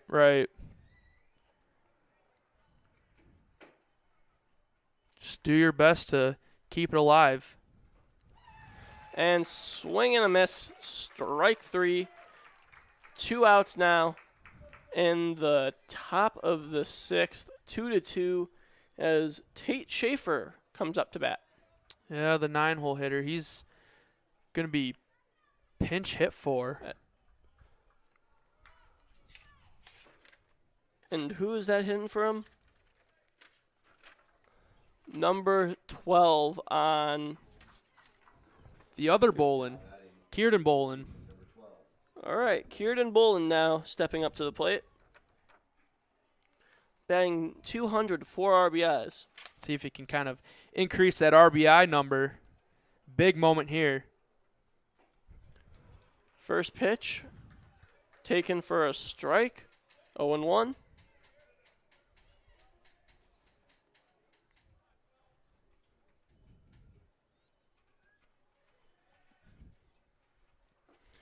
Swung on and missed at the outside pitch, 0-2.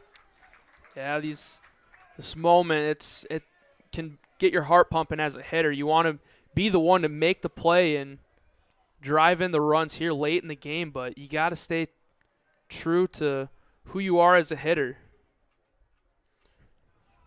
And that pitch could have been called either way. Calls it a ball, 1-2 there. You know, for the junior Bolin, he's got to realize this is a make or break moment in this game. You got to give your best right here at this at bat. And Vanderheit's pitch is swung on, and it'll be settled right under by the second baseman, Micah Brewer. And the defensive infielder makes the play to send us to the bottom of the 6th.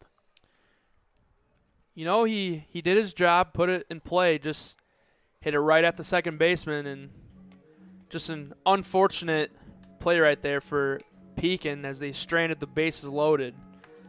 And, you know, that's good on Vanderheit there. Put yourself in the very ugly situation, bases loaded, 1 out, and gets out of there, just giving up the 1 run before that.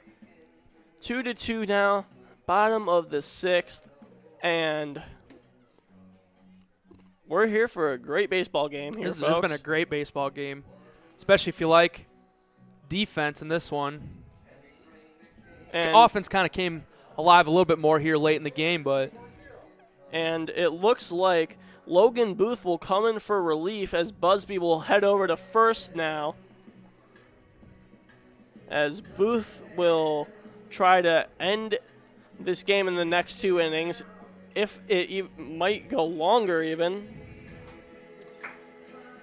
yeah, Busby did a great job here in this one, going 5 strong innings.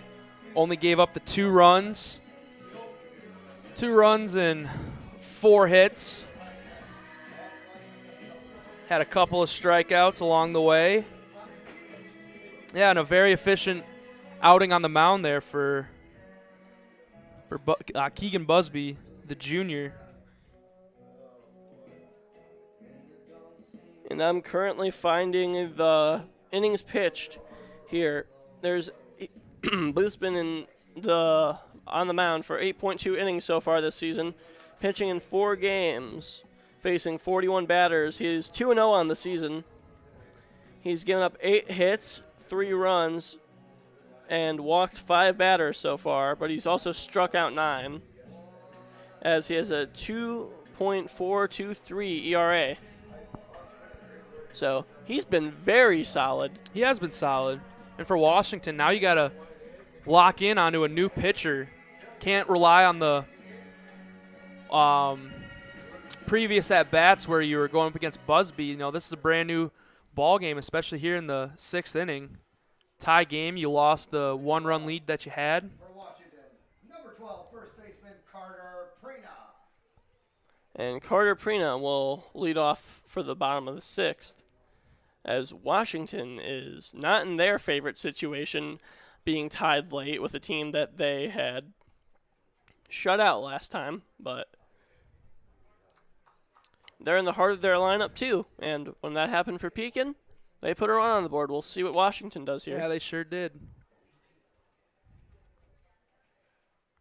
Swing and a miss there for Prina. Kind of surprised Prina first pitch swinging, especially with a new pitcher. Kind of want to see how he would approach him. And Prina is 0 for 2 so far, trying to at least get himself on base, as the count now 1-1.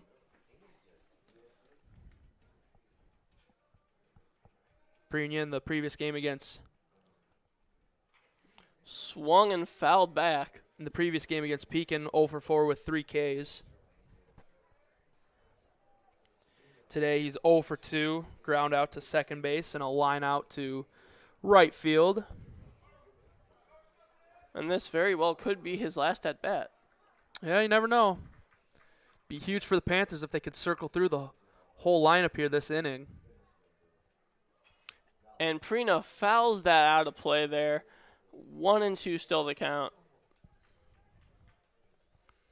Staying alive as a hitter, especially with two strikes on you.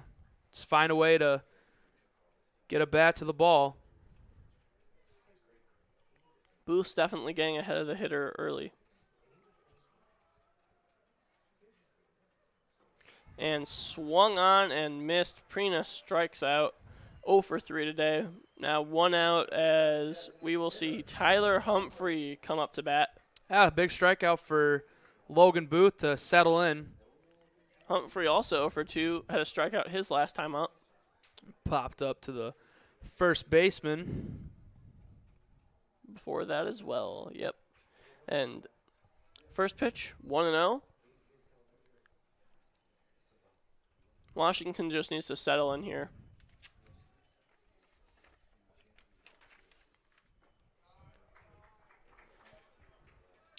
Now you're seeing with this at back, Logan Booth kind of losing behind the hitter in the count. And Humphrey will foul this one back and over the press box. 2-1 now the count. Drowns was on it, though. You know, Didn't give up till he was all the way to the net and the backstop. you know, if there was no net here, he might went and kept running for that one. Yeah? Kind of like a Forrest Gump. Just keep on running.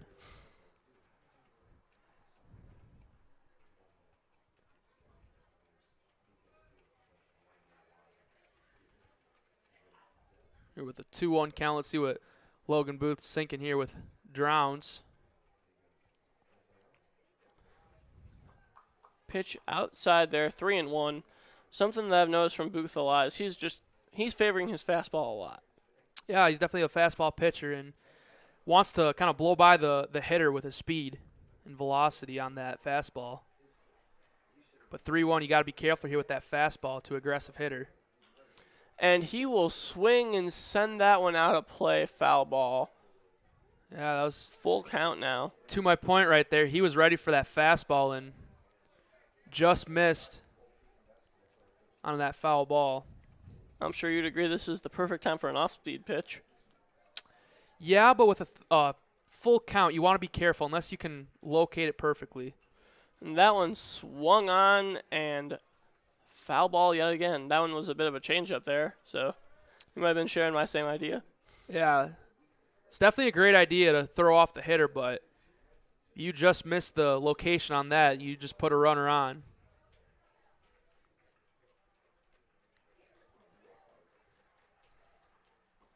And that pitch is in the dirt outside. Runner on first after the walk. 1 out as Jake Stewart comes up to bat here. Stewart's had a nice day at the plate. 2 for 2 with 2 hits. A single and a double. And it does look like number 22, number 22, Grant Knutson, is going to be pinch running here for The designated hitter, Humphrey.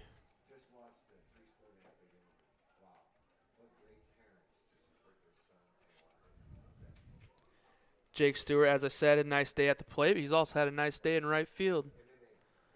You know, prevented kind of what people might forget here, something that doesn't show up in the box score once this game is over, is how those runners at first and second, 1 out, that single that went to him in right field, he was able to get to that ball quick and throw it in. That kept that runner at third, and eventually 2 outs later, that proved to be a huge play because they didn't get a run across.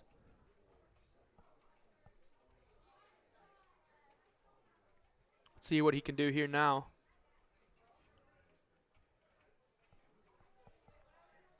And the pickoff attempt is no good there as well, as Knutson looking to be aggressive on the bases.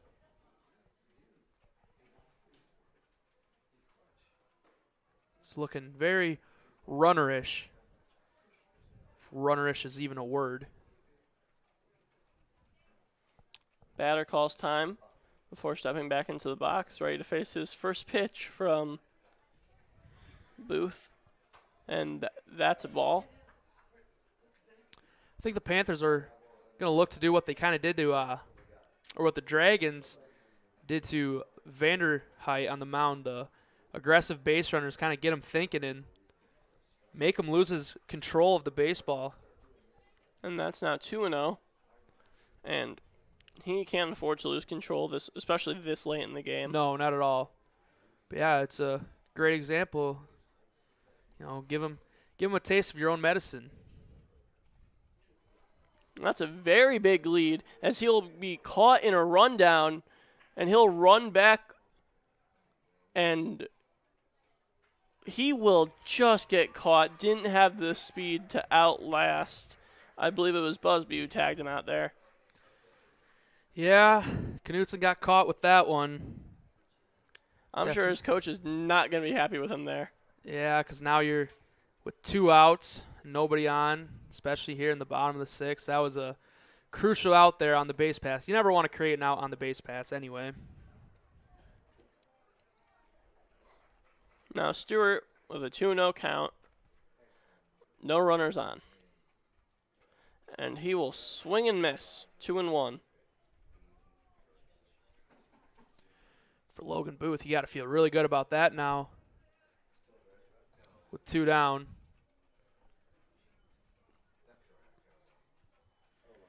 Looks like someone's warming up in the Panther bullpen. And that ball will be hit right to the first baseman, who has a misfield, but will eventually grab it and tag first base. Tough play, you know.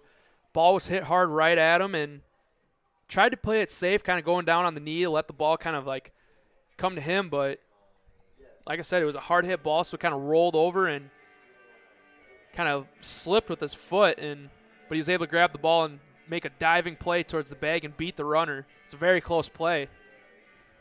As now we will see Nolan Schaefer lead off in the top of the 7th. And this is going to be a very fun inning. Yeah, here we're getting to the 7th inning. It's where games are won and lost right here. And it looks like Vanderheit will be taking the mound yet again. So bullpen might have just been a little, all right, we'll get you a bit warmed up here because if we go to extras, you're coming in. Yeah, or even, you know, if Vanderheit gets in trouble here in this inning, you maybe just go to a fresh arm to get out of this inning, get to that bottom of the 7th where you can possibly have a still tie game and set up for the potential walk-off.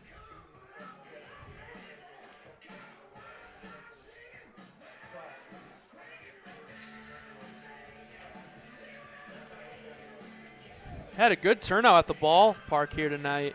Wouldn't you say, Ethan? I would indeed, because you mentioned the weather earlier. It's gorgeous out, and now it's just ticking above 70 barely. This is perfect baseball weather. Yeah, especially at 8:39. That's you can't beat that. Still in the 70s. A lot of people brought their lawn chairs, sit in the grass. Some students that came to support their classmates, and got all the parents and grandparents, and great turnout here at Brian Wisher Field here in Washington. Number 3, designated hitter Nolan Schaefer. Nolan Schaefer coming up for his 4th at-bat of the game. He's got a single and hit by pitch and a strikeout. As that ball goes way over his head. 1-0. Yeah, we're really going to see the stamina left in Vanderheit, the 7th inning. And he will be hit by pitch again, and he is furious, throwing the bat back to his team. Is that the 4th hit batter there by Vanderheit? It's either Yep, 4th. And Pekin is not happy with Vanderheit here. Well, with Vanderheit, you know, Kyle Wisher's going to keep a close eye on him. Those 2 pitches they had at Nolan Schaefer, they weren't close to the strike zone at all. And like I said, with the stamina, and you don't know how much he has left in the tank to finish out this one. As he goes for a pickoff attempt, and Schaefer is just angry. You can already tell just by how he's standing, as he's wanting to get that second base stolen. And it's a big run out there at first base. First pitch outside. Calls it a strike, 0-1. Scott Jordan kind of squared up to hit initially, but then pulled the bat back.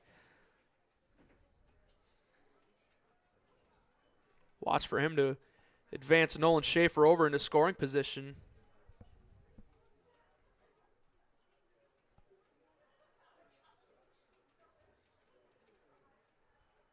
Goes for a bunt. Falls foul, 0-2 now.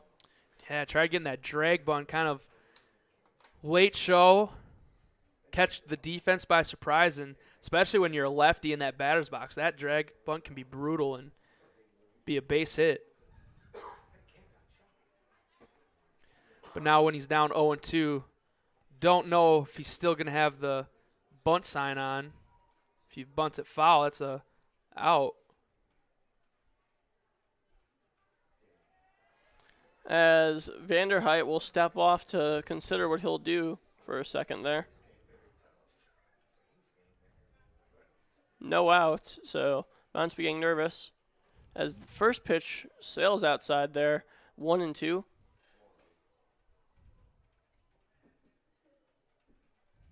Scott Jordan just got to be calm in that batter's box. Find something he can hit.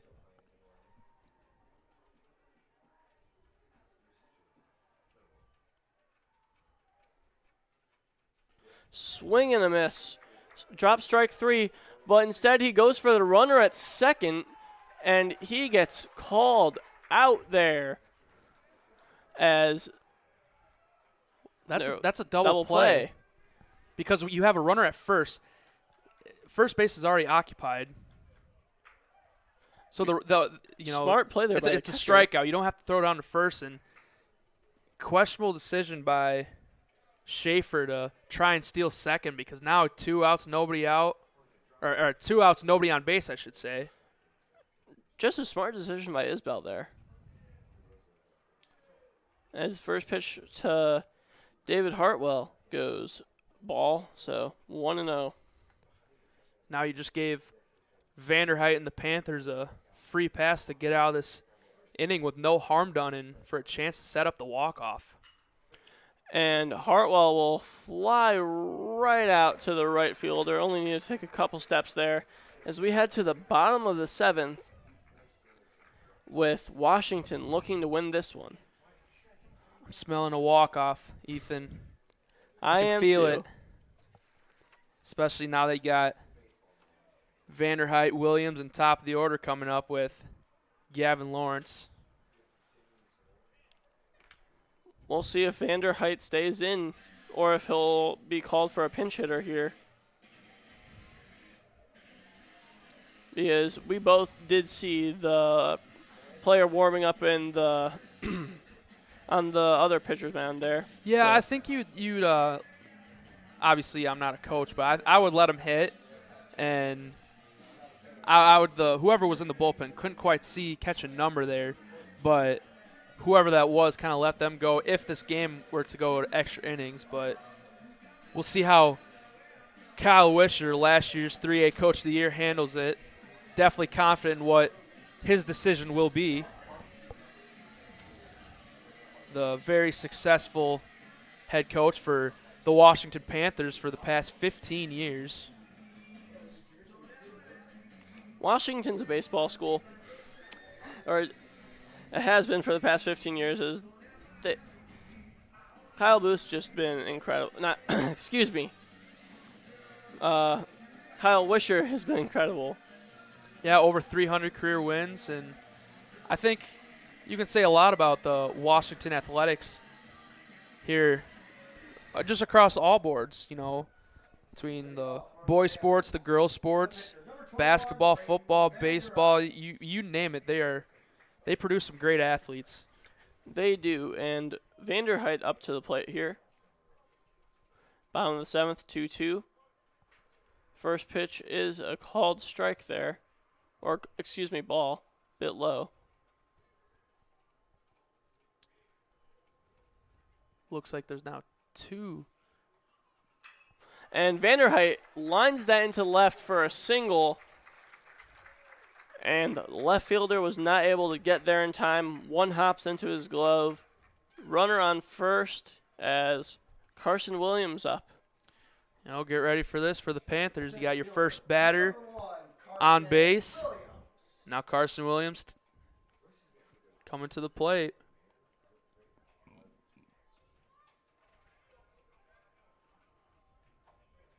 Can the Panthers extend their win streak to 7 games? I was going to go for a bunt there, but decides to pull it back at the last second. 2-0 now, or 1-0 now is the count. Yeah, Carson Williams wants to set up Gavin Williams in the top of the Panthers order with only a runner in scoring position, only 1 out. And he gets the bunt down as he will be thrown out at first with Vanderheit now taking place on second with Gavin Lawrence up to bat. who was able to get to second in his last at bat off of an error. The shortstop, number 9. Yeah, he reached on an error. Lawrence. But here it is with only one out. Got your runner at second base, and Gavin Lawrence looking to put this game away here in Washington. Called strike there, 0-1. You got to be smart as a hitter, though. Don't let the moment be too big for you. Stay disciplined at the plate and let the pitch come to you and find a way to barrel up that ball.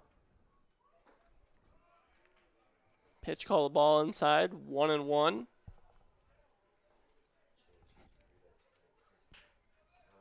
I don't think you have to worry too much about Gavin Lawrence trying to find his pitch to hit. He's a pretty patient hitter, knows what he likes, and he'll go after it. That one just a tad outside, 2-1. Lawrence is just waiting for his pitch right here, as you mentioned. Yeah, and this is a dangerous spot right here for Logan Booth. What do you throw? 2-1 with a runner in scoring position. Now 3-1. You can't force it into the strike zone here because if you give Lawrence a pitch he likes, he is sending that deep. Oh, yeah, or he'll find a gap. And that will be all she wrote if he can find that. And he will sky that to the second baseman or right fielder, it looks like. And it looks like that was Hartwell settled right under it. 2 outs now as Elliot Seckman up to bat here. Great play by the right fielder. Left fielder, number 4. Hartwell call off the second baseman. That was a kind of a blooper, a high blooper, but was able to come in and call off his second baseman to make the play.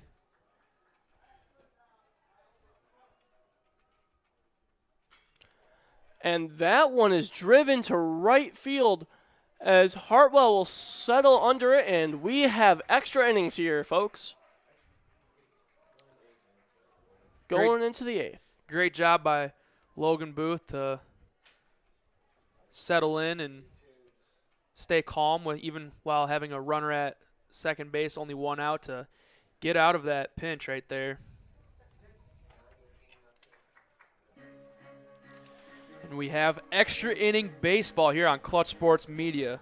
And it looks like Free baseball. We will have a new pitcher here for the Panthers as Brady Johnson comes in to pitch.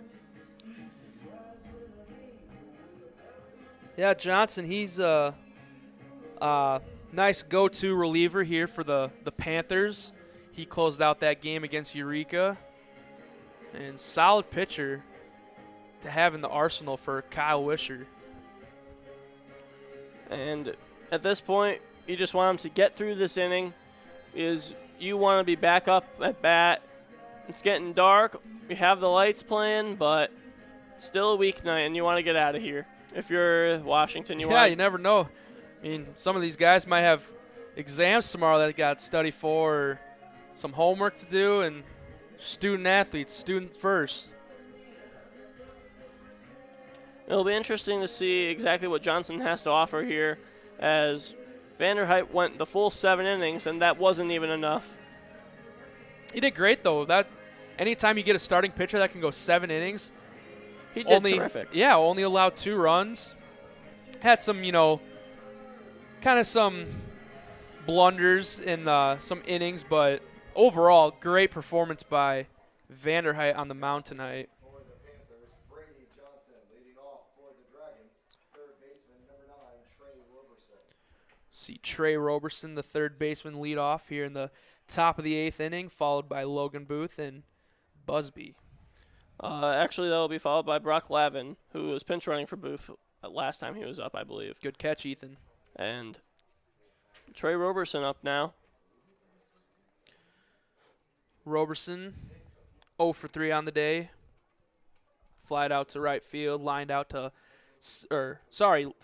right field, lined out to left field, and then part of the fielder's choice from that bunt that went all over the place came around to score eventually. First pitch is a ball for Johnson there.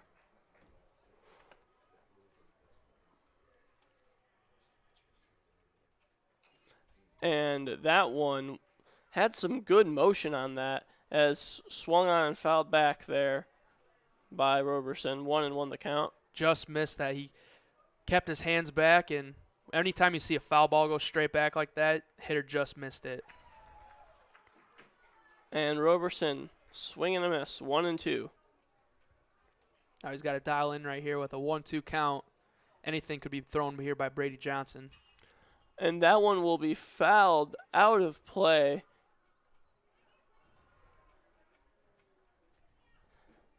Still 2-2 here in the top of the 8th inning.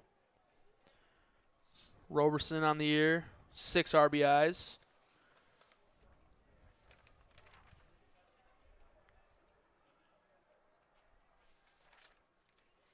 And he will foul that one back, trying just to stay in there as long as he can. Yeah, staying alive. That's the name of the game when you're in a count like that behind against a good pitcher. Try and get that ball. Don't want that to sit there.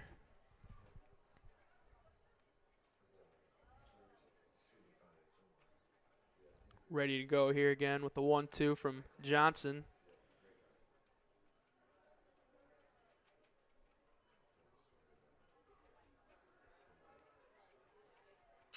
And that swung on and went right up the middle. Shortstop grabs it, flings it right over to first as Prina picks that up. Gavin Lawrence right to Prina. Beautiful play there. What a play. Gavin Lawrence showing his speed and coverage and just range playing shortstop. I thought it was going to sneak right through and go to center field, but right there at the ball and threw it over to first base for Prina to make a great scoop. And, yeah, great play right there by the Panthers. And it is Logan Booth back up. You were right. So excuse my mistake earlier. But if Roberson just had a bit more oomph on that ball, that would have been a single. Yeah, definitely. Count now 2-0 on Booth.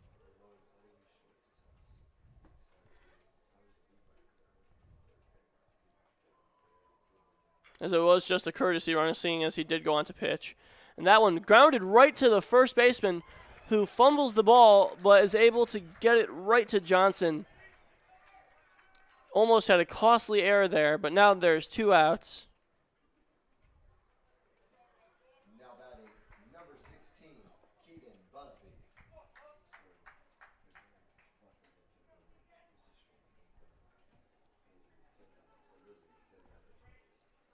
Here with 2 outs for Brady Johnson. Looking to get out of this top of the 8th inning. Strike 1 there. Right on Busby there. Busby has a double. His first at bat. Curveball went right into the zone. 0-2. Yeah, Johnson can really put the hammer down with that curveball. See if he does again here. 0-2. Make that 1-2. Ball went right under his bell.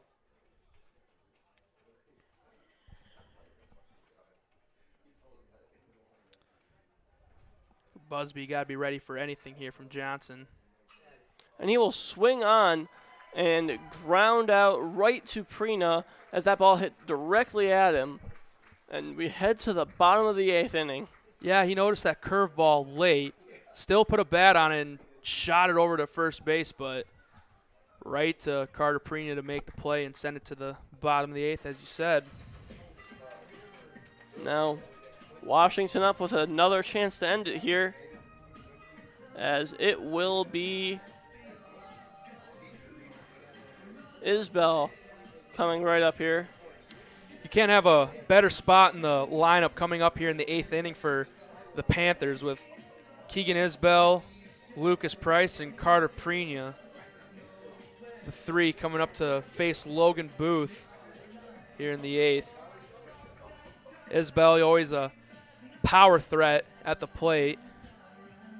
Extra base machine. And then Lucas Price had that game-changing 2 RBI triple in the 3rd inning. Gave the Panthers the short lead at the time. And then Carter Prina, a little bit of a struggle at the plate today with a strikeout and line out to right field and ground up to second, but he's had a great day defensively at first base as he made that one play with Gavin Lawrence digging out that ball in the dirt.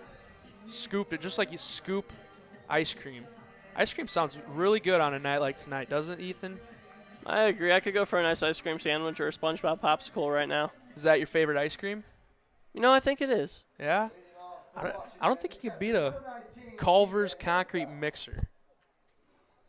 What are you putting in your ideal Teddy's concrete? agreeing with me. What are you putting in your ideal concrete mixer? I got to go chocolate ice cream and Reese's peanut butter cup. Ugh, chocolate ice cream? Nah, I'm going to go with vanilla and cookie dough. Solid. 1-0 count here to Isbell. As much as I want to talk about ice cream right now, we got an 8th inning here in Washington. And Isbell skies that ball, towering pop-up, and it will be settled under by Scott Jordan there in left. He just about lost that ball. Well, at least it looked like from up here. Like He lost that ball in the darkness of the sky. Yeah, but like you kind of want to play like a fly ball like that with two hands. You know, you have your glove, but then you want to put the opposite hand kind of behind it. He kind of just left it with the glove and just a little too careful out there. Now Lucas Price up.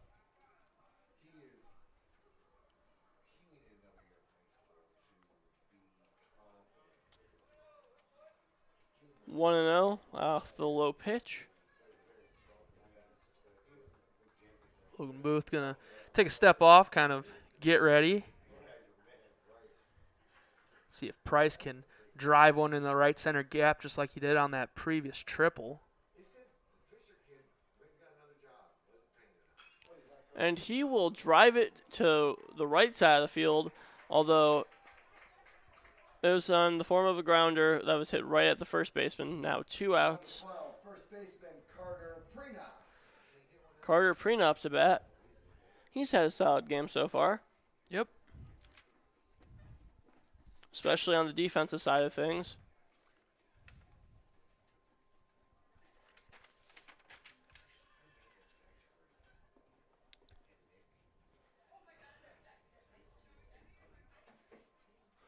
And Prina swing and a miss there. Yeah, he really wanted that one. Just trying to get a runner on here with 2 outs, see if you can cook up a 2-run rally. Got to get those rally caps out.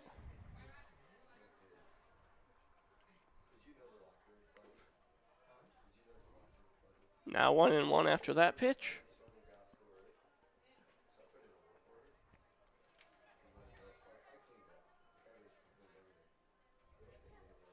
See what Prina can do here with the 1-1. Make that 2-1 after that pitch, but Yeah, outside. just missed. Booth tried to get that fastball kind of like high and away corner, but just missed. He's ready to go again. Check swing. Called good, and that pitch was a ball, so 3-1. Yeah, he was close with that check swing. I wasn't sure if the first base ump was going to grant it to him, but he did.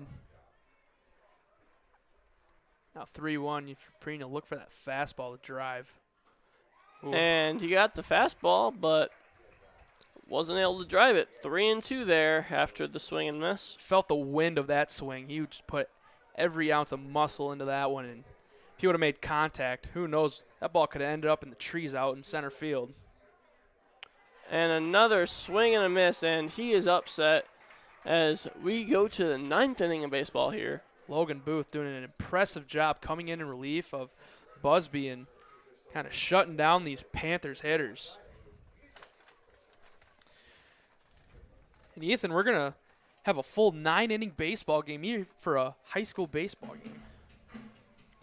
I know this was definitely not expected. I know we were talking on the ride over here because you come off the no-hitter and you're thinking, wow, what can we expect from two teams when one's the top of the conference and one's not the top of the conference?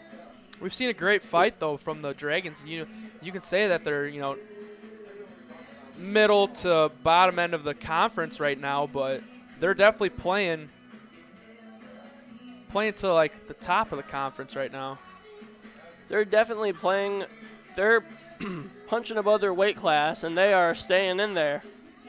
They're doing great. They had a, win or lose tonight. You just gotta appreciate the effort. Either team, they're putting up a great fight in this one, and it sucks that one of these teams is gonna have to go home with a loss tonight. Indeed. And it's definitely cool to see the relief pitchers coming in extra innings and seeing what they've been able to do. As you see Brady Johnson and Logan Booth, who have been wheeling and dealing so far. Johnson going to get a second inning under his belt here. Did great in that 8th inning. Didn't even allow a runner to reach base. See if he can repeat that performance here in the 9th inning. Connor Drowns up to bat. Got a couple singles on the day.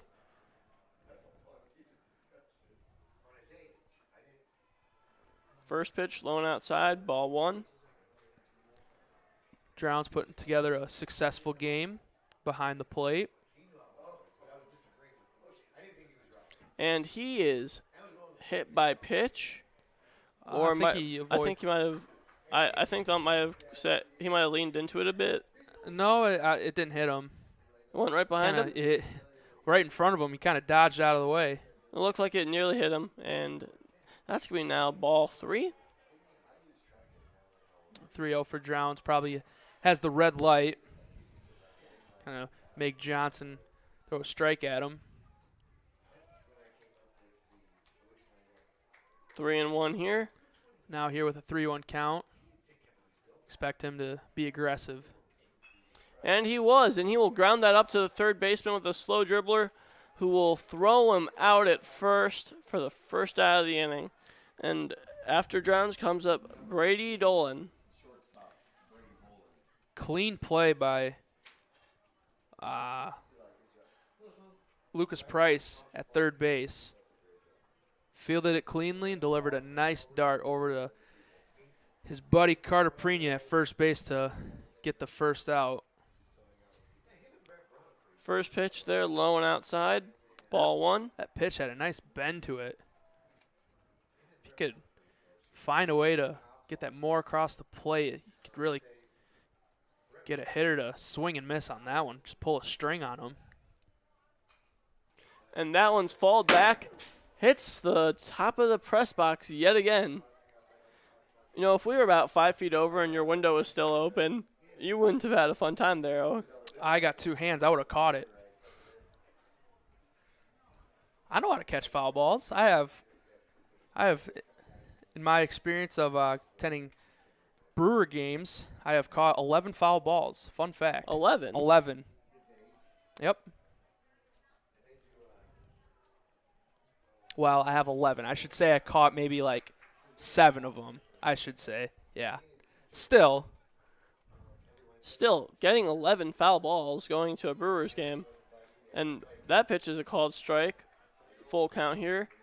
Me and you need to talk about this more. 11 foul balls. Yep, all on my shelf back home in my bedroom. And that is swung on and poked to left field for a single there as Brady Dolan now on base with 1 out. As Tate Schaefer, should be Kieran Bolin. Nope, Tate Schaefer back up. Yeah, Courtesy runners. Nice hit from Bolin. Try and get something started here for the Dragons. Yep, Tate Schaefer back up. We're seeing more courtesy runners than I'm used to seeing.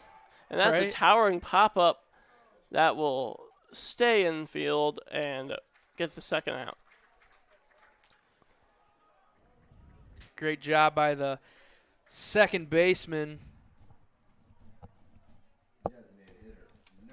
As now Nolan Schaefer will come back up to bat. The second base, Micah Brewer. Nice play. Those fly balls can definitely be tough for an infielder.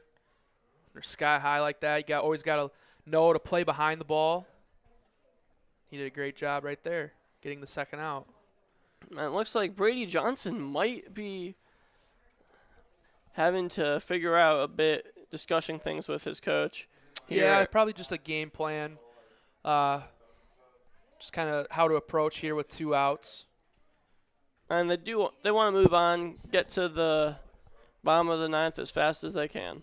Right. So Without giving up a run. that's the So that would- important part. That would put them in a position where they need to score a run, or they would lose the game. No matter what, they need to score the run at this point. Well, if they got out of here with the runner at first, Bolin was to cross. And a bit low there. Yeah, and especially with the top of the order coming up, relax your pitcher, get him calm and ready to go, and give his best pitches right here. 1-0 to Schaefer. Schaefer is 5th at bat of the game. Ethan, I'm going to run out of room for my scorecard. It only goes to 10 innings. You might need to go over there and collect another one if we go to 11. Got a notebook right here, so worst comes to worst, we'll make the transition. But Swing and a miss by Schaefer there. Now 2-1.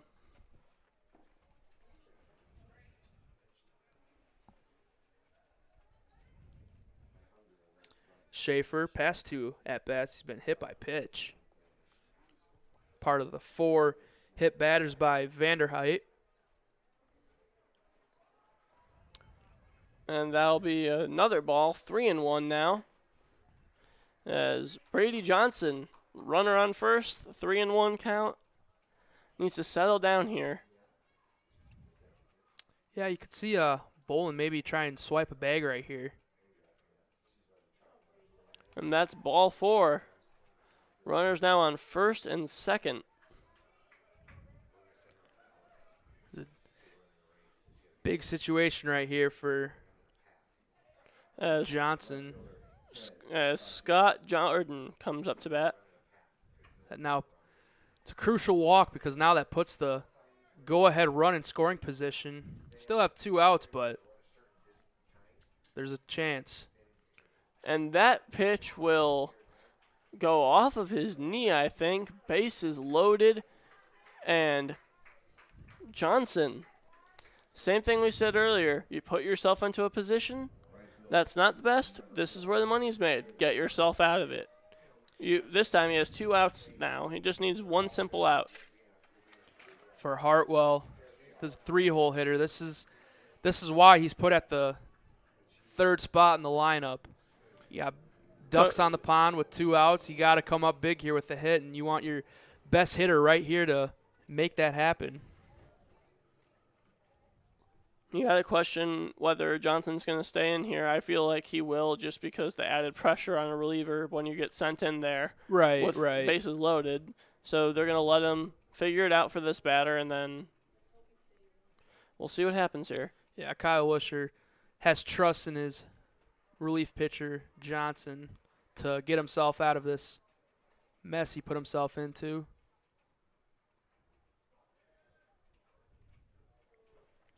For Hartwell, he's also been hit twice in his first 2 at-bats. He singled in the 6th inning and then flied out to right field in the 7th inning. So 1 for 2 on the day, with 2 hit by pitch for Hartwell. He's also done well in right field. The umpires kind of coming together here. Not quite sure what they were discussing. The home plate umpire kind of had a lineup card out, kind of maybe just making sure everything's good defensively in terms of substitutions. But now we're ready to play.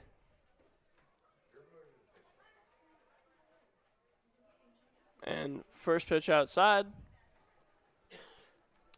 These Pekin runners are taking some awfully long strides and post-pitch leads here.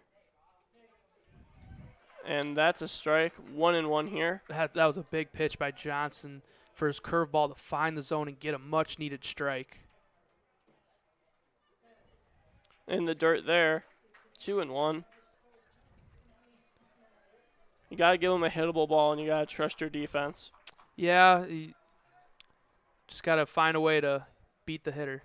And he's hit by pitch, and he's fired up, as that will be the leading RBI, as Pekin now leads 3-2 over Washington. Yeah, he was excited about that one, getting in that go-ahead run. That's huge now for Pekin. What's that now? The 6th or 7th hit batter of the game total? I would say that's the 6th. I believe that's the 6th. I think that's 5 hit batters on Washington, and then 1 hit on Pekin. Johnson's going to have to find a way to get that out here. You can't allow any more runs to come to the plate because... And that ball will be hit into right center, and 1 run will score. And now 2. And will a 3rd come? No. But that will be a double, as there are men on 2nd and 3rd, as 2 runs score. 5-2 here for Pekin, and the Dragons are adding on some insurance runs here. Massive, massive hit right there by Trey Roberson, getting those huge two extra runs. And that's really going to put the Panthers in a hole. As Logan Booth comes up to bat here.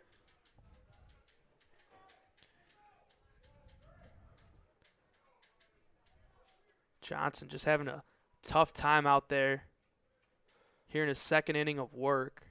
Did great in his 1st inning. Now not allowing a single runner to reach base, but here in his 2nd inning, 3 runs have come across to score.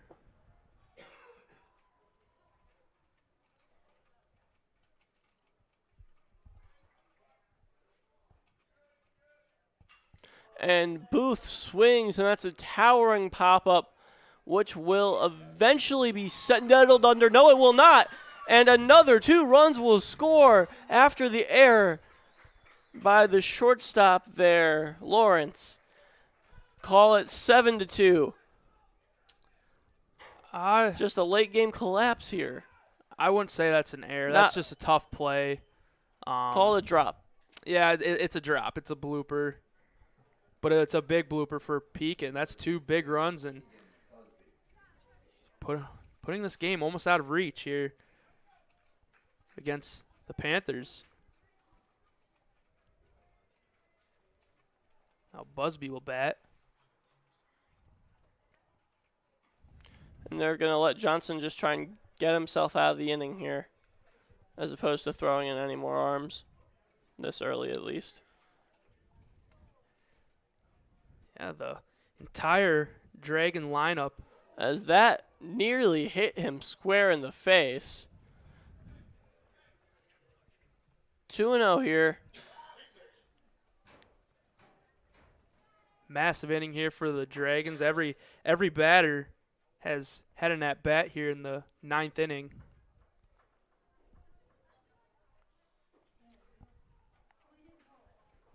Three and 0 here now.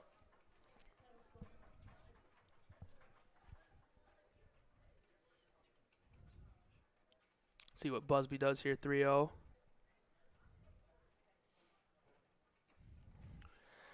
And that will be called a strike. 3-1 here.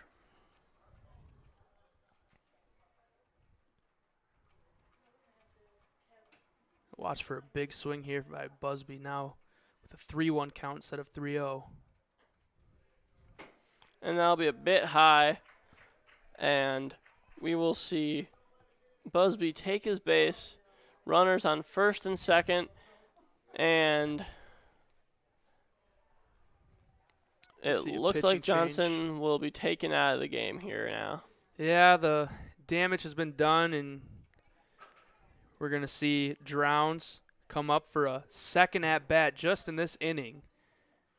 And you just need someone else who can find a way to get that final out.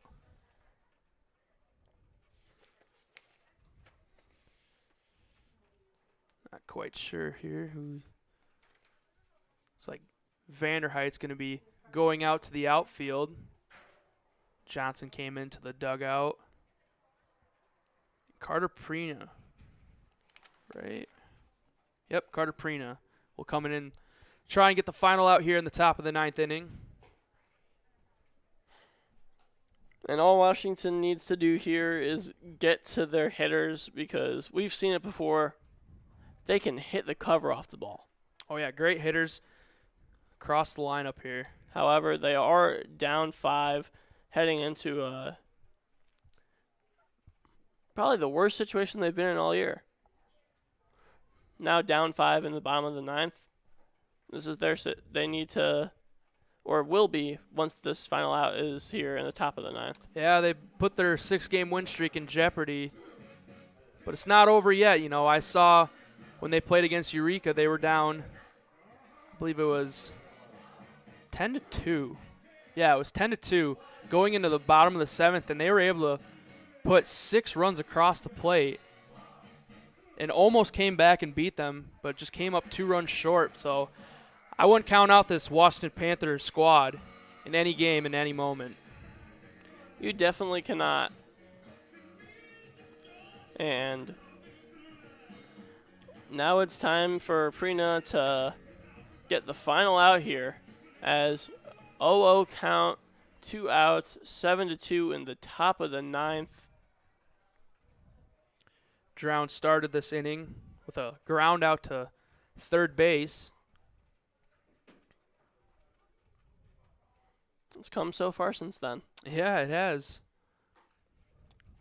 First pitch, ball outside, 1-0.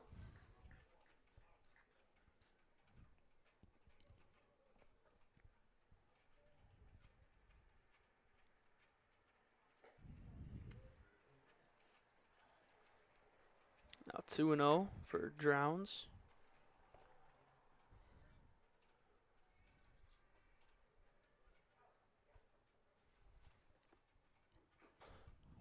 Swung on, 1-2, as the first pitch was a called strike. Here, one more strike here for Prina, and they can get out of this inning.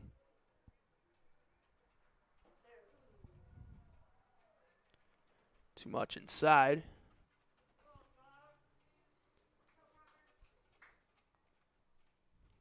Maybe that was a bait pitch right there. Maybe can work them this pitch outside.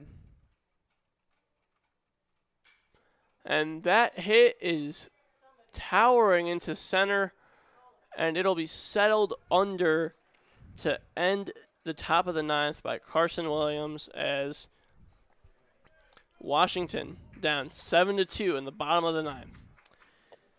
Yeah, that was the big inning for Pekin. Saw 5 runs come across the score. They batted through the lineup, and it was just, you know, hit after hit, walk after walk, and they put themselves in a position where they're going to need to have to score 5 runs to either continue it, or if they can get across, somehow get across 6, they can be victorious in a huge comeback. But Logan Booth has been throwing very well here in relief of Busby, and definitely wants to shut the door on this one here at Brian Wisher Field. Pekin really stepped up there. Oh, they did. They 100% did. They waited for their pitches, and then they took them. They went back to what they were doing earlier in the game when they had success, but kind of lost it when they lost the lead, but found themselves again and put themselves up in a big way, their biggest lead of the game. And it'll be interesting to see here now is you mentioned Booth pitched pretty well in relief. However, Johnson did too in that 8th before his collapse in the 9th there. That's right. You never know. Relief pitching is probably the hardest part about baseball on the defensive side. Yeah, especially when if you come in with inherited runners, just like Carter Prina just did there with 2 runners on, trying to stop the damage. Had a leak pipe and didn't want any more dripping.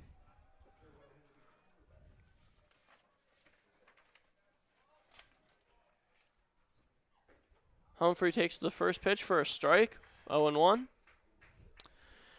Yeah, last at bat for Humphrey, he walked. Other 2 at bats popped out to first base, should say, and struck out. Ball there, 1-1. This entire Panthers team needs to just wait and force every at-bat to go as many pitches as possible. Yeah, you want to try and force a mistake from Booth. 2-1 now. Just got to keep waiting for those. Forcing the way inside or way outside pitch. Yeah, and you're not going to get all 5 runs in one at-bat. You got to work it batter by batter, and that starts with Humphrey right here reaching base. And he will hit that down the left field line foul. 2-2 now. Oh, you're not going to get it all back with one swing, so be aggressive, obviously, with 2 strikes, but know that you can't get it all and got to slowly work this thing back.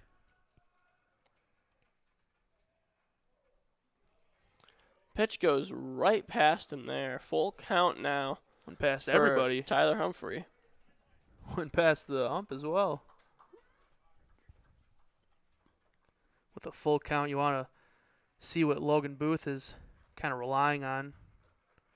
It's really like that fastball. And that pitch will be hit right up the middle. Gets to the center fielder as Humphrey is very happy about his single.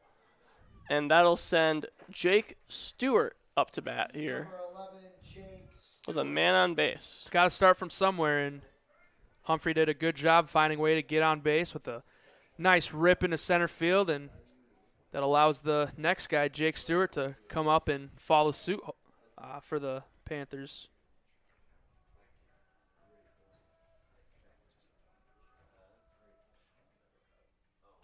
And that pitch also goes up the middle. However, it's able to be fielded by the second baseman, but he will not be able to get the double play after getting Humphrey out at second. Yeah, went with the fielder's choice. Almost tried going for the double play, but nonetheless got 1 out and 2 more, and the Dragons would be victorious here in Washington. Now batting number 21, Braden Vanderheit. Vanderheit up now. 1 out, man on first. Last at bat, singled. Was able to reach second base, but nothing further than that. Swing and a miss, 0-1. A lot of intent behind that swing. Really wanted to drive it into the outfield.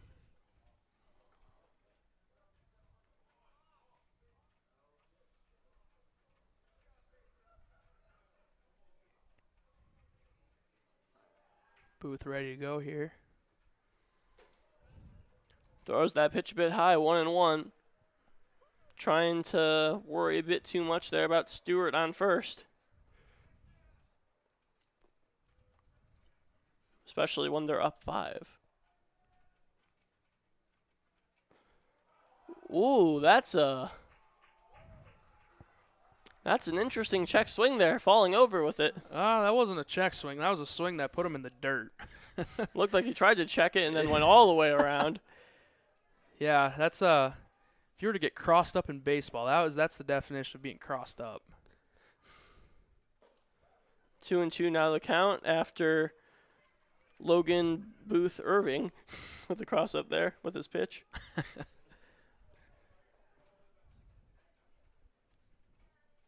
Here with a 2-2 count. That's what Booth delivers. Full count now after that. Tried to go off speed, but went low and away with it.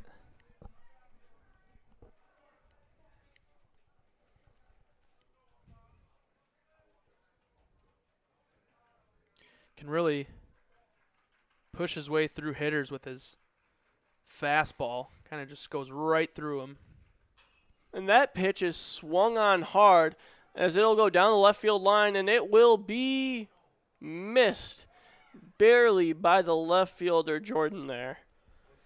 Great effort on the play to try and get the out. Just about had it.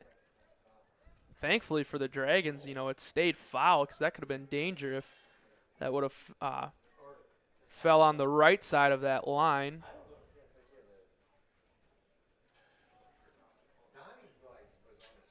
Jordan, he can really cover a lot of ground there in left field. All 3 outfielders for the Dragons, they lots of range, lots of speed, and there's really not a ball where they can't make a play on. And Vanderhait will be hit by pitch. And that'll be runners on first and second now for Carson Williams coming up to bat. And I don't know about you, but it looks like we're seeing Booth do a bit too much here now. Yeah, he's got to just kind of relax, know that, it's still a 5-run game. You got some pretty good defense behind you. Just trust your guys and to make the play. You can't do everything by yourself there on the mound. Pitch in the dirt, and Drowns was able to stop it 1-0 now. Carson Williams, last time he was up, had a sac bunt, sacrifice. And that'll be skied, towering foul on the first base side as Busby will settle under it for the second out. Nice play by Buzzley to stick with it and get the second out. And now Panthers down to their final out on the night, still needing 5 runs. Top of the order coming up. And this is exactly who you want up with 2 outs. Lawrence has been a terrific hitter all year. And that ball gets behind him a bit, but Runners stay it's a put. ball. Great play by Drowns back there. Keep the runners where they are.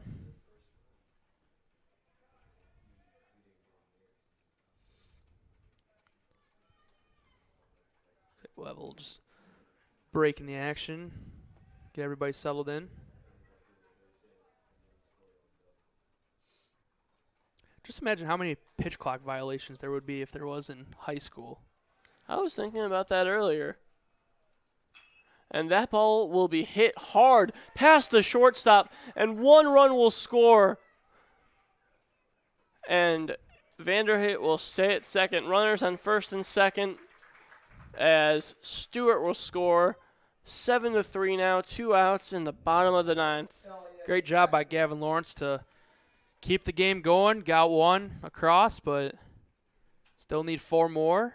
Elliot Seckman now up. 0 for 2 to start the day. Booth will be visited at the mound and see the right fielder, Hartman, trotting in, and that's going to be all for Logan Booth. He did great in relief. He's starting to lose some juice here in the 9th inning. With 2 outs, you want to find a guy that can get that final out for you. And Matt Emmons is going to try and do that with Hartman.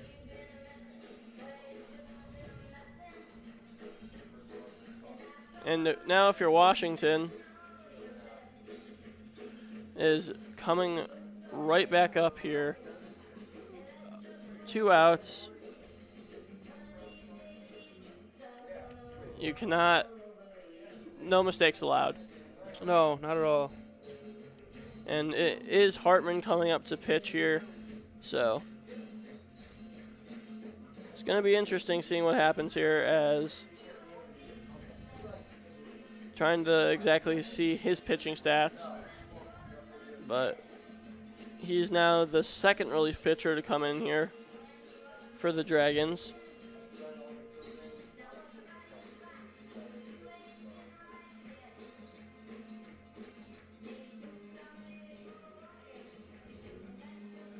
Elliot Seckman will be the first to see Hartman pitching. Seckman has walked twice, out on a sacrifice bunt and flied out to right field. He's also scored a run on the 3rd inning, part of that triple by Lucas Price. Now pitching for Pekin, David Hartman.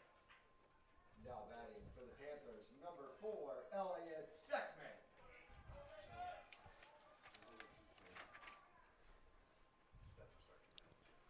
See what Seckman can do, if he can continue the game. First pitch inside, 1-0. A little low as well.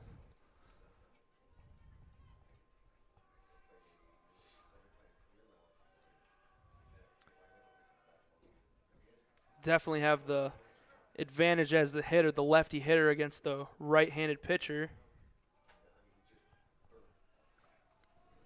And we're definitely seeing it as Hartwell keeps trying to work it inside on Seckman as both runners will advance a base. Runners now on second and third. Yeah, Hartman tried to quick pitch Seckman, but literally threw it behind him, and ball got away, and both runners were able to advance a base. 3-0 here. You got to think that Seckman's just going to take the next pitch. Or even two. Yeah. Just don't want to, especially 3-0, 2 outs, and you're down here. Pitch behind him, and he will go for a steal on the walk, and it will be scored. Make that 7-4, runners on first and third as Keegan Isbell comes up, down 3, tying run at the plate. Yeah, that hurts. You know, it was going to be a ball 4, but even worse that it got by the catcher for a wild pitch, and that allowed another run to score to make it 7-4. It was almost an out. You know, you had Vanderheit almost kind of jogging to home plate, thinking he was going to be safe anyway, but that ball hit the concrete part of the backstop, and the catcher Drowns was able to get to it quick, and just not enough, though, for the out. Called strike there. Now we got a situation where it's the potential tying run at the plate right now. And that was a nice lofty 12-6 curve. Yeah, and Drowns probably confused, wants to have a little chat with his pitcher. Definitely trying to convince Hartwell to settle down a little bit. Because although the tying run is at the plate, still 2 outs. As long as it's in play, you gotta trust your defense. Just keep working it if you're the pitcher. You almost want him to just kind of like take a moment before, like as he like comes together before he delivers, because he's going fast. And swing and a miss there. 1-2, 2 outs. Bottom of the ninth, 7-4 here. The Pekin fans are on their feet. And it's a swing, and the ball goes just foul on top, nearly on top of the dugout there. Wasn't sure if it was going to get out of play or stay in play, and couldn't quite see. We had the Pekin dugout kind of blocking the view of where the ball ended up, but yeah, saw the umpire kind of put his hands up for a foul ball, so we'll see 1-2 again.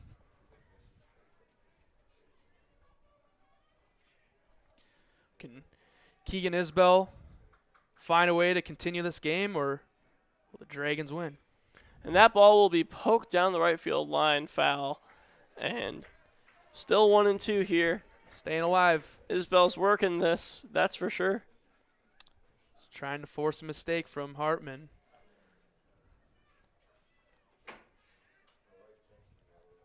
Still down to their final strike. What can Keegan Isbell do?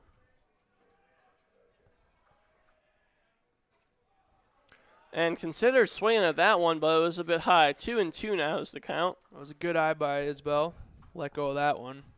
Hard to catch up to with a high fastball like that. And he will line that down the left field line fair this time, as there will be runners on first and second, 7-5. Pekin leads in the bottom of the ninth as Hartwell is not having the best time in relief right now, as Lucas Price now up to bat. Great job by Isbell to stay composed, even down 2 strikes, 2 outs. Game on the line. Delivered a nice line drive into left field. It's now 7-5, and that tying run now is at first base. And Garrett Cox comes in for a pinch runner here. He's usually one of the main pitchers on this team, but he's a bit injured at the moment. So he'll just come in for relief of the run now. Yeah, get a little bit more speed on the bases. And hard cut there by Price. 0-1 on the swing and miss. Price, he had that big moment in the third inning on that triple. Can he come up big again here in the ninth? Tying run on first, winning run at the plate. Called strike there. Looked a bit outside from our view, but 0-2 count now and Price has got to protect the plate. Great pitch by Hartman. Beautiful pitch. Now the 0-2. Swing and a miss to end the game, and Pekin wins after nearly collapsing in the bottom of the ninth. Pekin wins 7-5. Owen, that was an incredible game. That was a fun game to watch. That great night for baseball and two great performances by both teams. You know, Washington tried putting together a rally there in the bottom of the ninth. They almost went through the complete order. It was just Prina, the only one that didn't bat there in the ninth. You know, some late life. They're a team that won't go away, but the Dragons proving that you can just come back any day, even if after being no hit, and put up a fight. And they had a great performance today, all-around team performance. You had Busby on the mound, doing great on the mound, and then the hitting, timely hits, and that huge ninth inning where they batted around 5 runs across the whole order to have that 7-5 W. Pekin could do no wrong there in the ninth when they were at bat. They absolutely dominated. And although they might have struggled at points throughout the game with their pitching, their hitting came through in the end, and they won. Yeah, and this is a huge confidence boost for the Pekin Dragons. They're now 5-5 overall, that 500, and 2-2 in the middle Illini. You know, it's always great to be there, like, you know, kind of 500 and kind of go from there. And, you know, for Washington, you don't want to hang your hat too or hang your head too low with this one. They're still, you know, on pace for a great season. First conference loss, even though they went undefeated last year in conference play. They won't do it this year, but they'll still have a solid season ahead of them, and they'll learn from this, and they'll be ready to go for their next game. Indeed. I'm Ethan Carboni alongside Owen Dimfel, and we're Clutch Sports Media. Thank you to Rodrigo Perez for on the camera work tonight, and thank you, Teddy, for doing the producing, and great team production tonight.